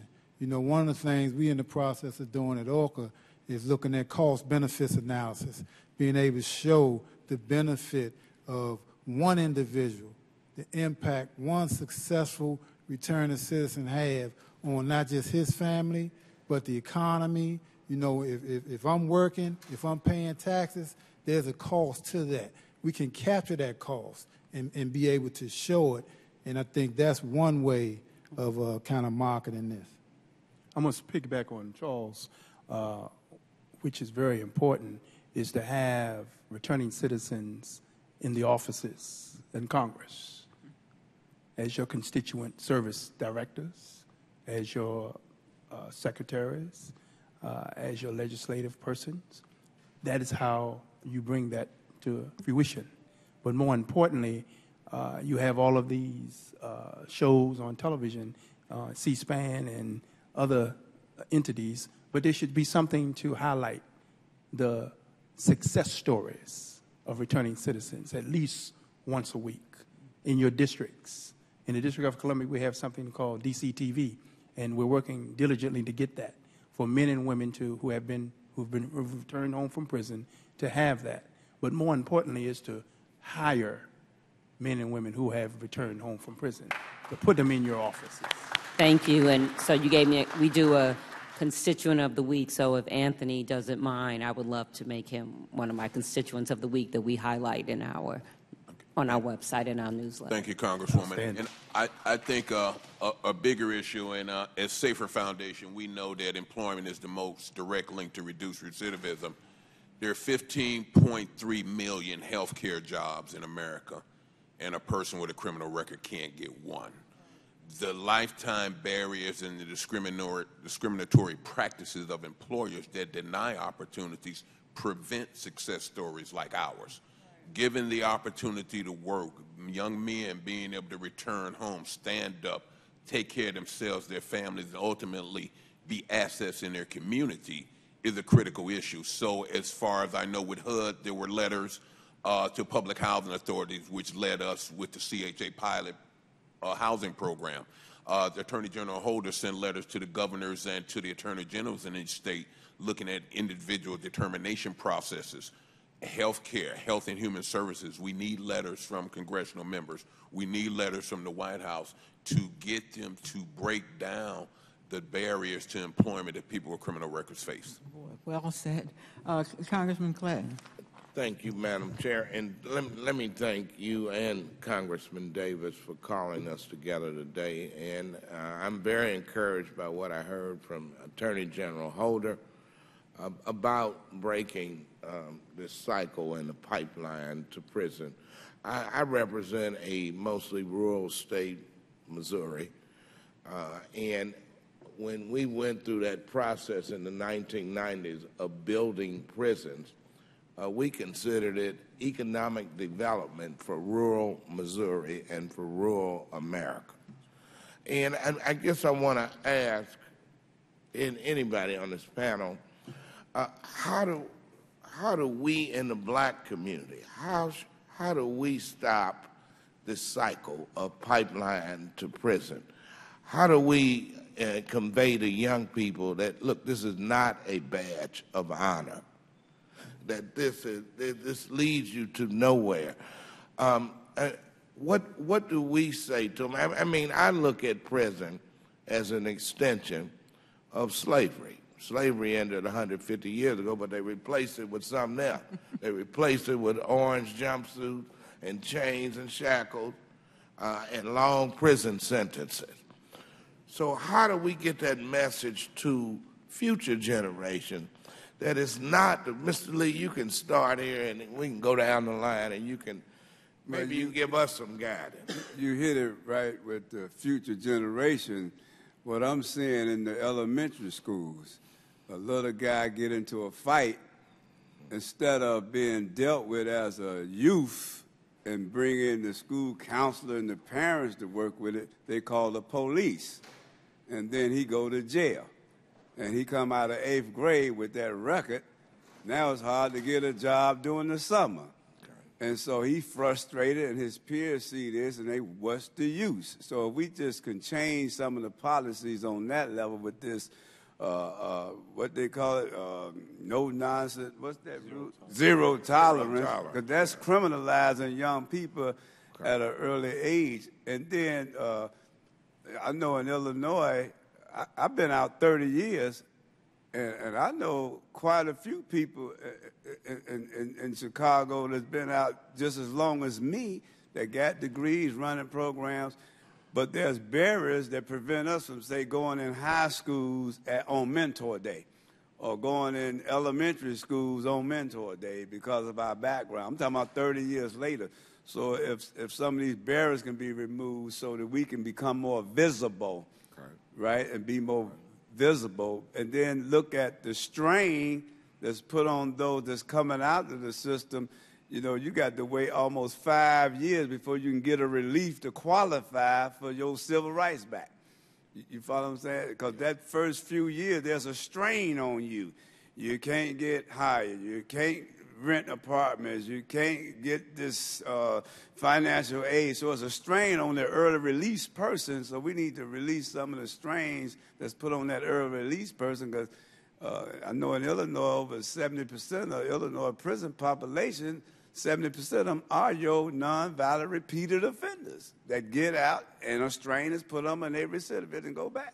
And so the effort should also be made then to find employment opportunity for reentry. And it should begin in the prison. Reentry should begin in the prison.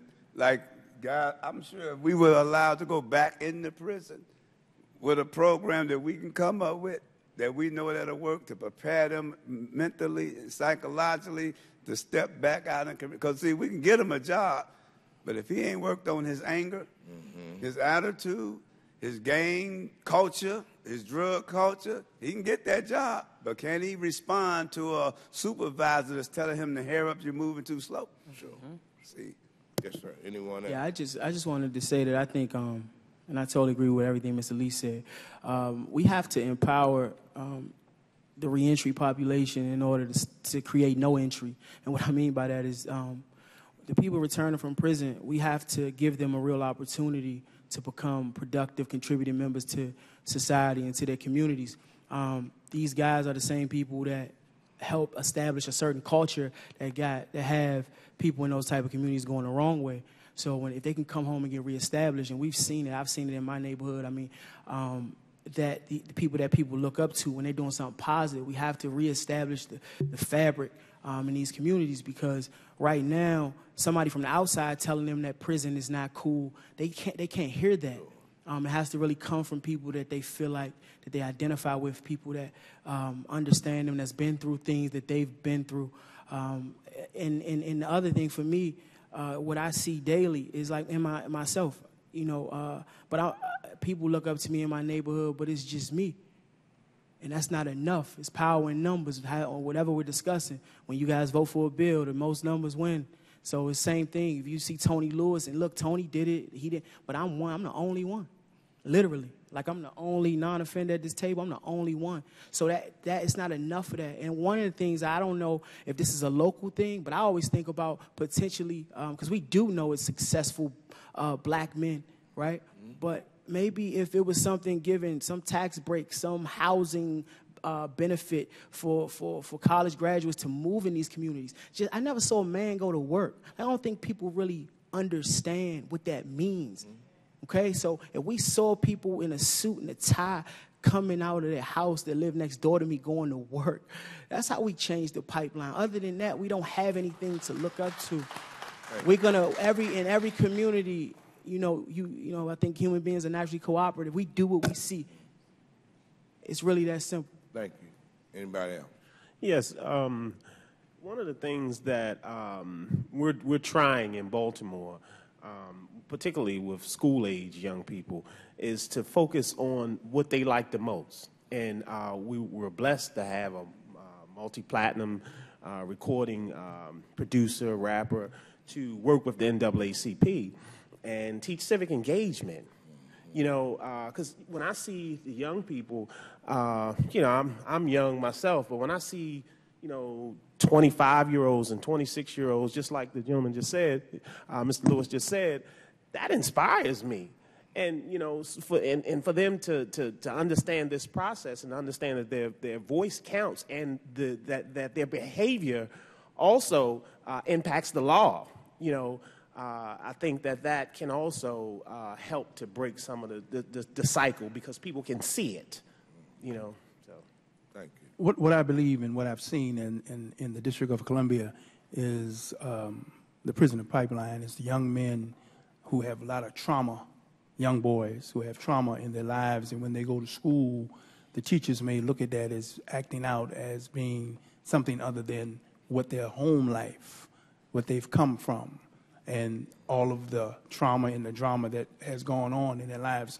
But more importantly, what we tried to establish with the men and principals is to put male teachers, males in front of these young boys to teach them in going to school and coming up to kindergarten through 9th grade. So they'll see a male figure where they can identify with, someone who is professional, who comes to work every day with a shirt and tie, who looks like someone that they want to emanate when they get older. But more importantly, that is where it starts, when they come in as adolescents and they act out, but it's not really their behavior. It's an act of their trauma and drama that they've gone through in life. And their environment. And it's always their environment. It's always in their environment. One of the things I would say is that the solution is in the problem. You know, I'm real clear that the solution is definitely in the problem. And what we do is tell the truth. And what I find, I work with a lot of youth, and when you begin to really tell the truth about prison to youth, coming from us is looked at different. You know, when you start talking about, you know, rape and death and what's the truth about incarceration, is looked at differently, you know, and because a lot of the kids, you know, the youth that we work with, you know, and I heard you know, mention badge of honor, you know, and they haven't had individuals who've done 10, 15, 20 years to really sit down and talk to them about what prison is really about. And you know, when you do that, it gets their attention. It really does. And the last thing, you know, that I found with working with youth is we're talking about kids.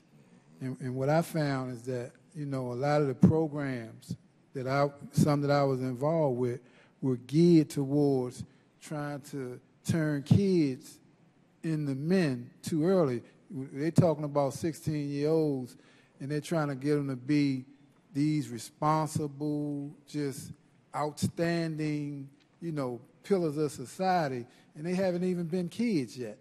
They haven't even, you know, and they want to play, you know. And what happens is, you know, you got some that's dangerous, some that ain't, you know. But at the end of the day, you know, the message coming from us is different. It could be the same message, you know, coming from someone else, but when they hear it from us, it's just a little different. And let me thank you all for your responses. And, you know, I appreciate you all coming here today and telling your story because we here on Capitol Hill need to hear it. And we need to hear it from a grassroots level so that we can come up with solutions that we think will address the problem. Happy Father's Day to all of you. Thank you. I do want Congressman Bobby Scott, who has been perhaps the leading member of Congress on these issues. And I'm sorry Bobby couldn't be here before. You know, members of Congress have a lot of things they have to do. And Congressman Scott, had you? Can I go now? Yes, certainly. So, the gentlewoman from I didn't know you had a question. I'm sorry. I did. My good friend, the gentlewoman from the state of Texas, has sat through this entire session showing her concern and interest. And if she has a question, we sure ought to hear it. Thank you very much. And let me thank both Congresswoman Eleanor Holmes Norton and Congressman Davis that have led this particular caucus for a period of time. And many of us have had the privilege of sort of filling into it. And again, might I say Happy Father's Day. Certainly a number of 2 or 3 issues that I'd like to make. I frankly think what you're speaking of is a civil rights issue of the 21st century. We speak of education as one, but it clearly is one as it relates to the failings of the criminal justice system. We've heard the description of prisons as places of enslavement, but it also is a place that directs a high proportion of African Americans and Hispanic or Latino individuals. Let's just face it. And there could be alternatives. And you made some very valid points. The point about the pipeline in schools that now have gone from going to the principal's office or to the stern teacher's office, male teacher, and now just going straight downtown. That is outrageous. So when you go to the juvenile centers, you're seeing kids that acted out, or didn't come to school, or had some disruption because of their experience. So I'd like to leave you with these points, and maybe 1 or 2 can answer. I have the Secret Service director in my office, so please allow me to depart. But I wrote a letter when the clemency first came out to all of the civil rights organizations. It was signed by my colleague, Congressman Scott, Congressman Conyers, and myself, to say, get on this issue. Wherever you are, educate families that have loved ones incarcerated so that this whole clemency period, which, as Congressman Norton said, ends really at the end of President Obama's administration because of the executive order. Let's get on this so that we can begin to help those persons. So I'd be interested in your comment about that. The second is ignorance is not bliss. And I was talking to my local officials about a $900 million federal appropriations to build light rail. And I said I wanted to make sure that we got persons who had been incarcerated, giving them an opportunity to work. And the people were saying, oh, no, federal law doesn't allow that to happen. Well, I won't tell you how high up I went to ask the question whether federal law prevents the hiring of individuals. One of the biggest employers in America is the federal government. And there is no law to the person's knowledge who gave me the answer, which was a pretty high up person. And so I think it is important, besides the legislative fix, and you've mentioned it about the housing, that was atrocious by not letting people come back to their families, misguided, misinterpreted. But the idea of employment, we need to have our federal government in the midst of it. And then I'd like anyone to comment on the fact that this is a civil rights issue and that we should encourage the likes of the NAACP, the National Urban League, the Leadership Conference, the National Bar Association, Lawyers Committee for Civil Rights and Law, and as well Legal Aid and Defender. Many of these people, this is not condemnation. It's just to say that on this clemency issue, in order to build this momentum and to get people out that need to be out and then build the movement around the reentry question that you've been working on for so many years, we need all of these groups that have worked with civil rights to engage. And I offer, by the way, just finally, I just want to say that we have, over the years, tried to do the early release program and gotten, to the extent it's over 45. They made us do the overage, of course, the second chance bill. But this is a major, major step that I hope, in addition to the mentoring that you're speaking of, that we can get as many of our individuals out, but also out into a process that never has them go back again. But I would welcome a comment about the civil rights aspect of this. Yeah, I think, and thank you, Congresswoman, and I think Michelle Alexander chronicles the new Jim Crow in her book.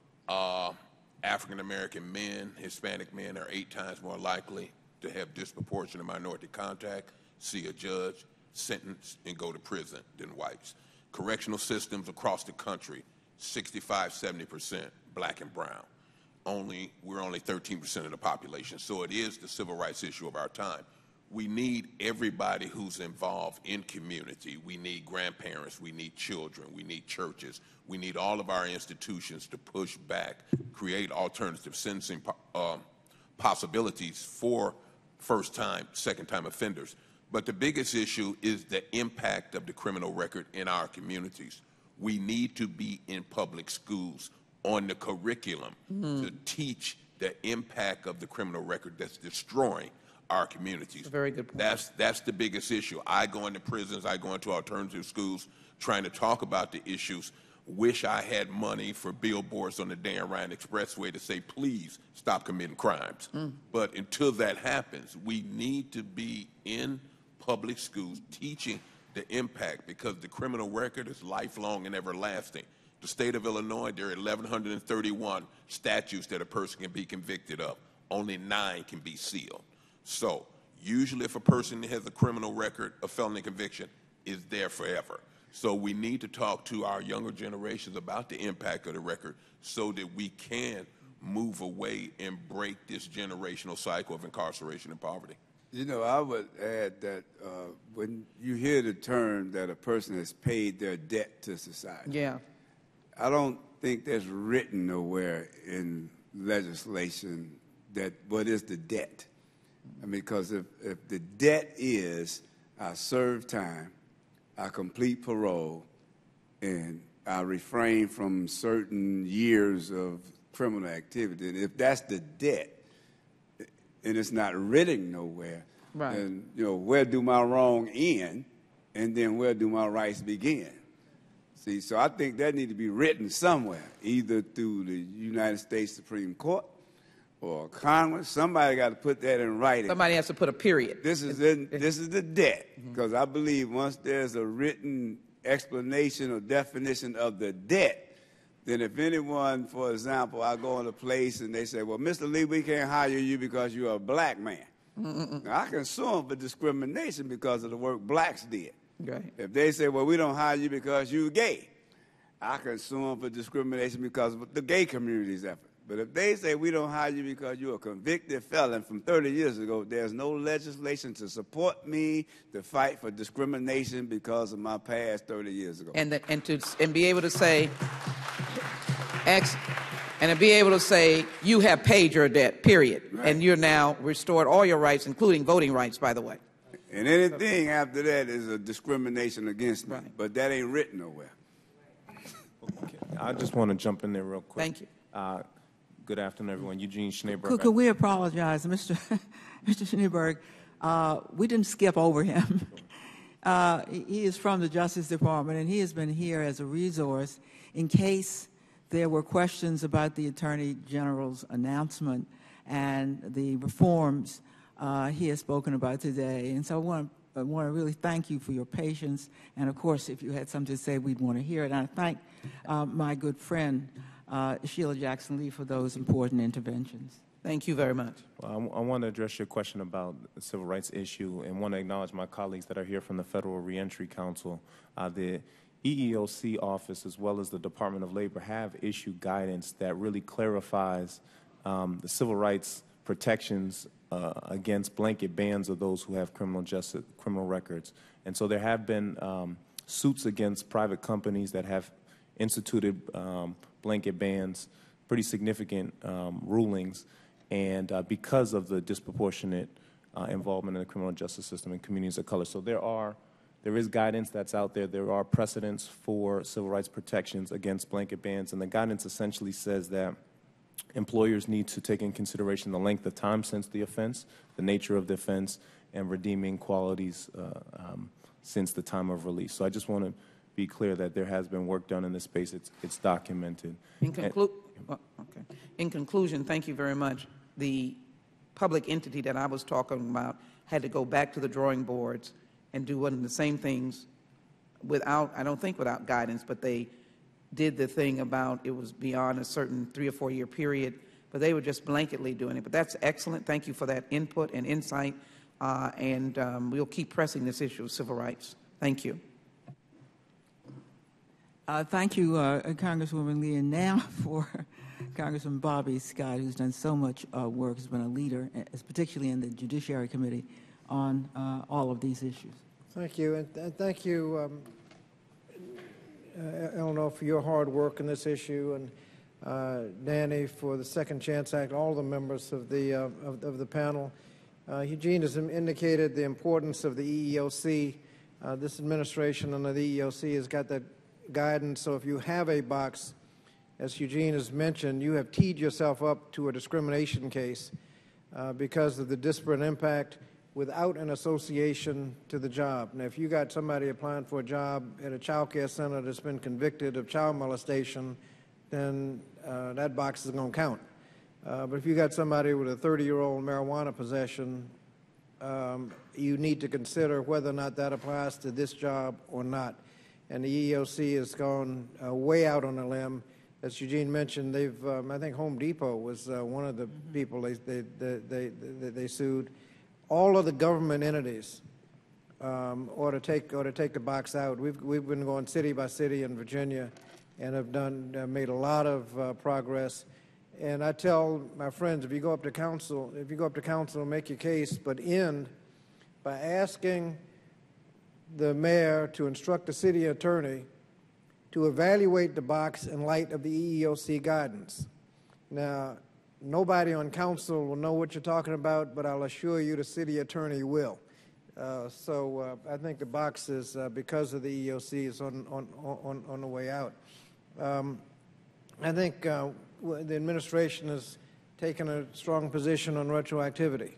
The Sentencing Commission has taken a position, is studying the issue of whether or not these new laws that we passed ought to be applied retroactively, and the administration is supporting that position. Let me tell you, when we passed the Fair Sentencing Act, it went from 100 to 1, should have gone to 1 to 1 with no mandatory minimums, and those who think we shouldn't have compromised on 18 to 1, let me tell you, we did not compromise, we took it.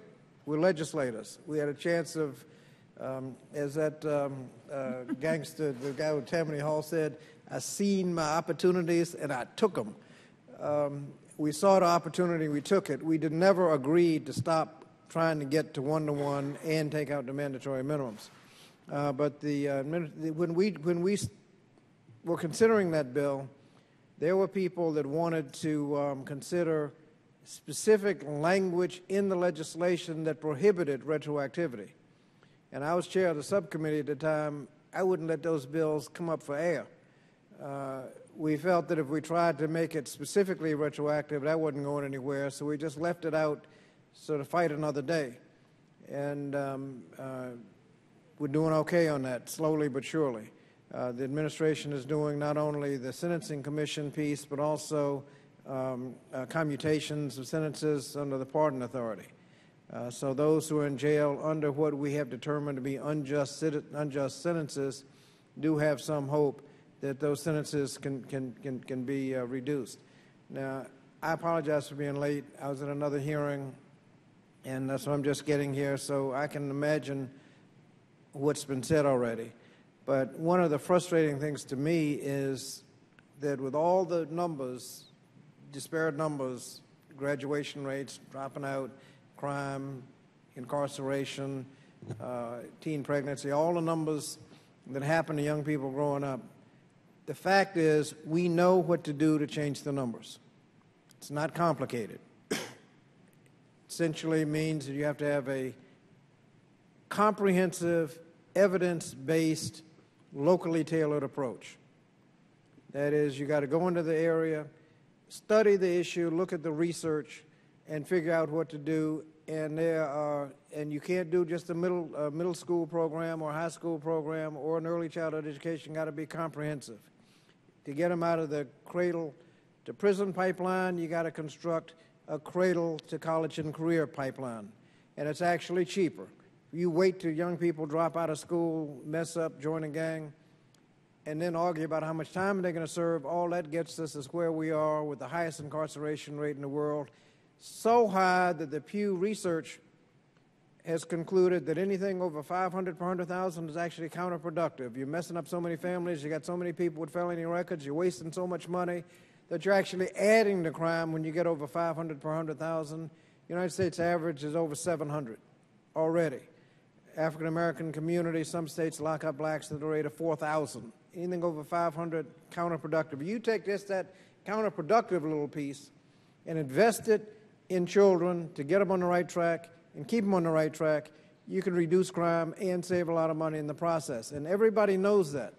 But the problem is we let politicians codify all these little slogans and sound bites, make them look tough on crime with some of the most ignorant, counterproductive strategies you can imagine. Some studied, known to increase crime, and they vote for it because the slogan rhymes, or the pollster told them and helped them get elected.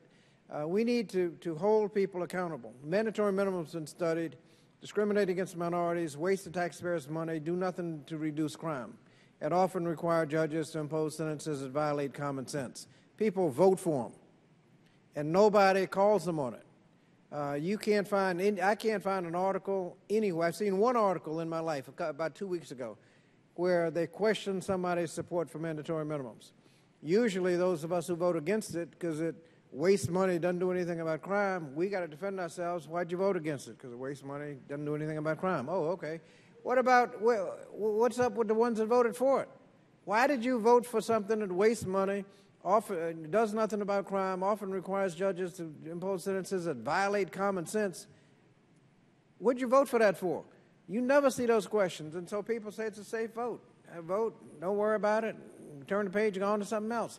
We need to hold these politicians accountable for wasting the taxpayers' money that could be put to the good use that you're using it for in programs to get young people on the right track and keep them on the right track. Now, Eugene is doing a good job in the faith-based area. He's come to my area. We're working with churches to do what we can do to get young people on the right track, keep them on the right track. It takes a little money, but not nearly as much money as we're wasting in counterproductive incarceration. So I thank you for your testimony. Thank Eleanor and Danny for all the hard work they've done. And you don't get a lot of thanks for it, I can tell you that. But the frustrating thing is we know what to do, and what works not only works, but it saves more money than we spend. And we need to hold politicians accountable and make them spend the money where it'll actually do some good, reduce crime, and actually move these numbers. So thank you, and thank you, Eleanor and Danny.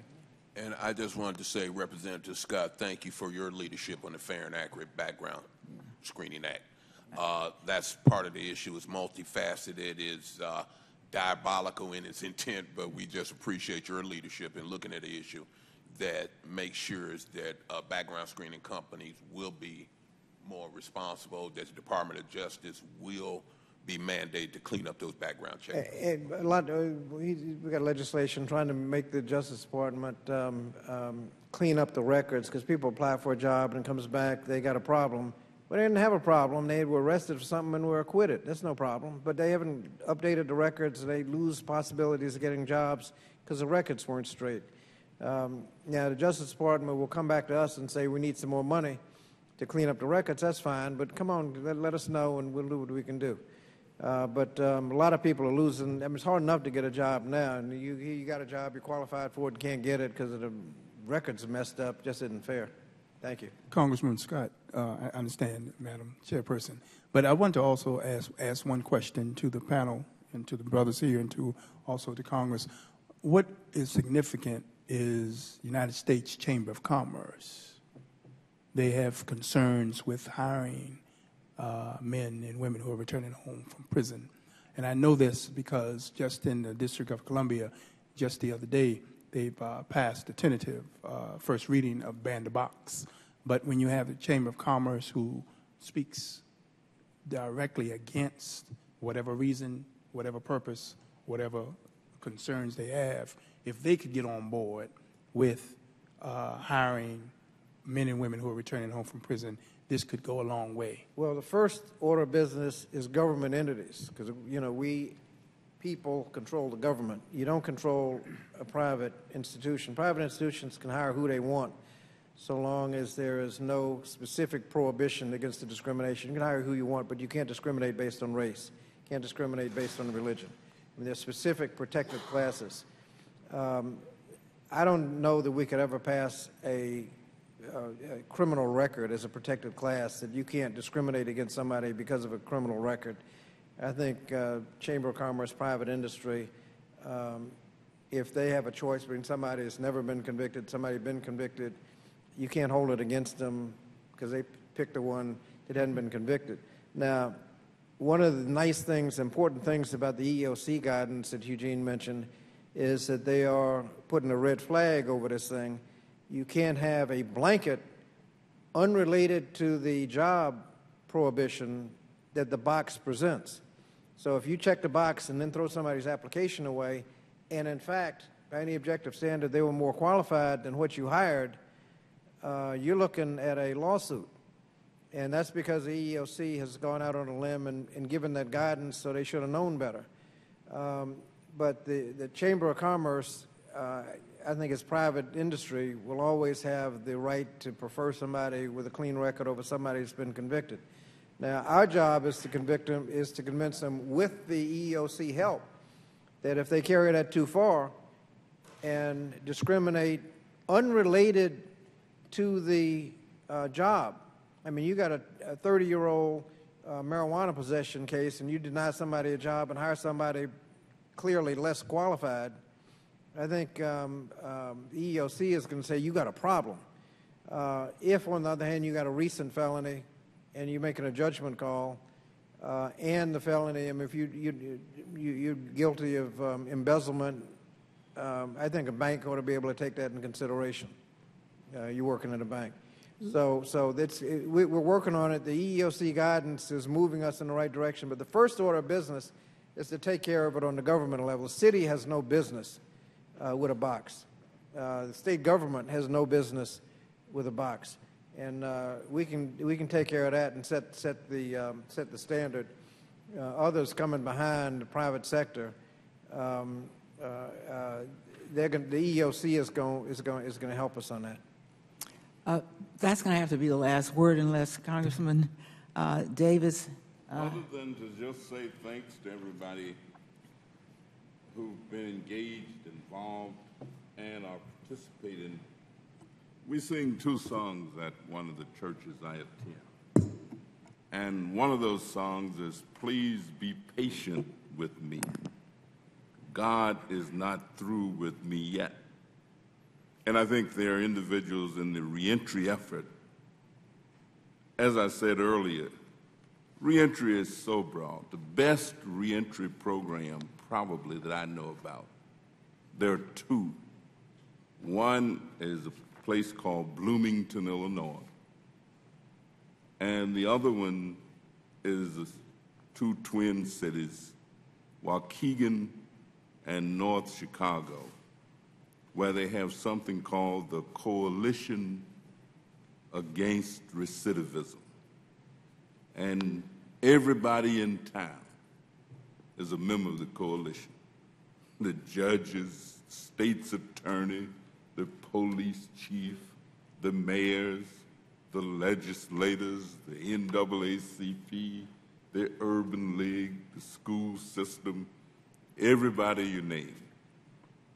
And the towns are small enough that they pretty much know when a person is coming home from prison. And they just kind of figure out how to wrap themselves around that person. John, we know you're living in your grandmama's basement, but we're going to help you get out of there. You need a job, we got somebody to try to help you find a job. You need a GED, we got somebody to help you find a GED. You need counseling because you're an alcoholic or you're a substance abuser, we got somebody will try to help you do that. It's a beauty, quite frankly, to behold in terms of how they work with it. The other place is the Joyce Center in Bloomington. They do pretty much the same thing. Progress is being made. Matter of fact, our state legislature just passed a bill that automatically expunges juveniles' records up to the age of 18. They're just waiting on the governor to sign it. Ain't no doubt about him signing it. And I'm saying Yes. he just figured out when he gonna sign it. The mayor and everybody else in town. Our mayor just issued an executive order saying that you can live in public housing under some conditions. Not everybody can live in public housing, but some people can live in public housing. There are other places across the country where individuals have developed progressive approaches to trying to assist the reentry effort. And I guess all that we can really do is just keep fighting like hell and then sing that other song that Sam Cooke had. You know, I was born by the river in a little tent. And just like that river, I've been running ever since. It's been a long time coming, but I know some change is going to come. And I think that's all that we really can do, and keep working like hell to try to make it happen. So, Well, you know, to end on a note of the progress we've made when we've been hearing men talk about making progress without help was, I think, just the right way to end this. And look where we are. We had an overflow crowd in this room. We had to have an overflow room downstairs. And I think that everybody who stayed to the end, and there's still people here, and those who said they would go downstairs, and this was also online, found it well worth it. So I want to take this moment to say to the panel, what I've heard here today, and I think my colleagues would agree with me, is nothing short of wisdom. It is beyond information, what we heard here today. And Congressman Davis and I sit on a lot of panels. We sit right where we are now and look out. I must say, I'll be a long time finding a panel which has taught us as much as hearing from each of you with words that has surely given hope to anyone who was within sound of your voices. For myself, for Congressman Davis, for those of us who were privileged to hear you, and especially for those who have stayed to the very end, may I close by thanking each and every one of you. You see, they refuse to let you go. Let me thank our young male staffers. And our female staffers. And female staffers. But especially, I just want to mention the males, because I've had one fellow who's a professional football player with the Ravens, who came and wanted to get engaged and learn about this stuff. Gentleman sitting right Congressman, you need to use the mic. And the gentleman sitting right here is a retired professional football player, NFL, who retired, went back to college, just finished his master's degree, and is getting ready to go to law school. And his brother just got drafted by the Chicago Bears. I mean, to see the interest is the.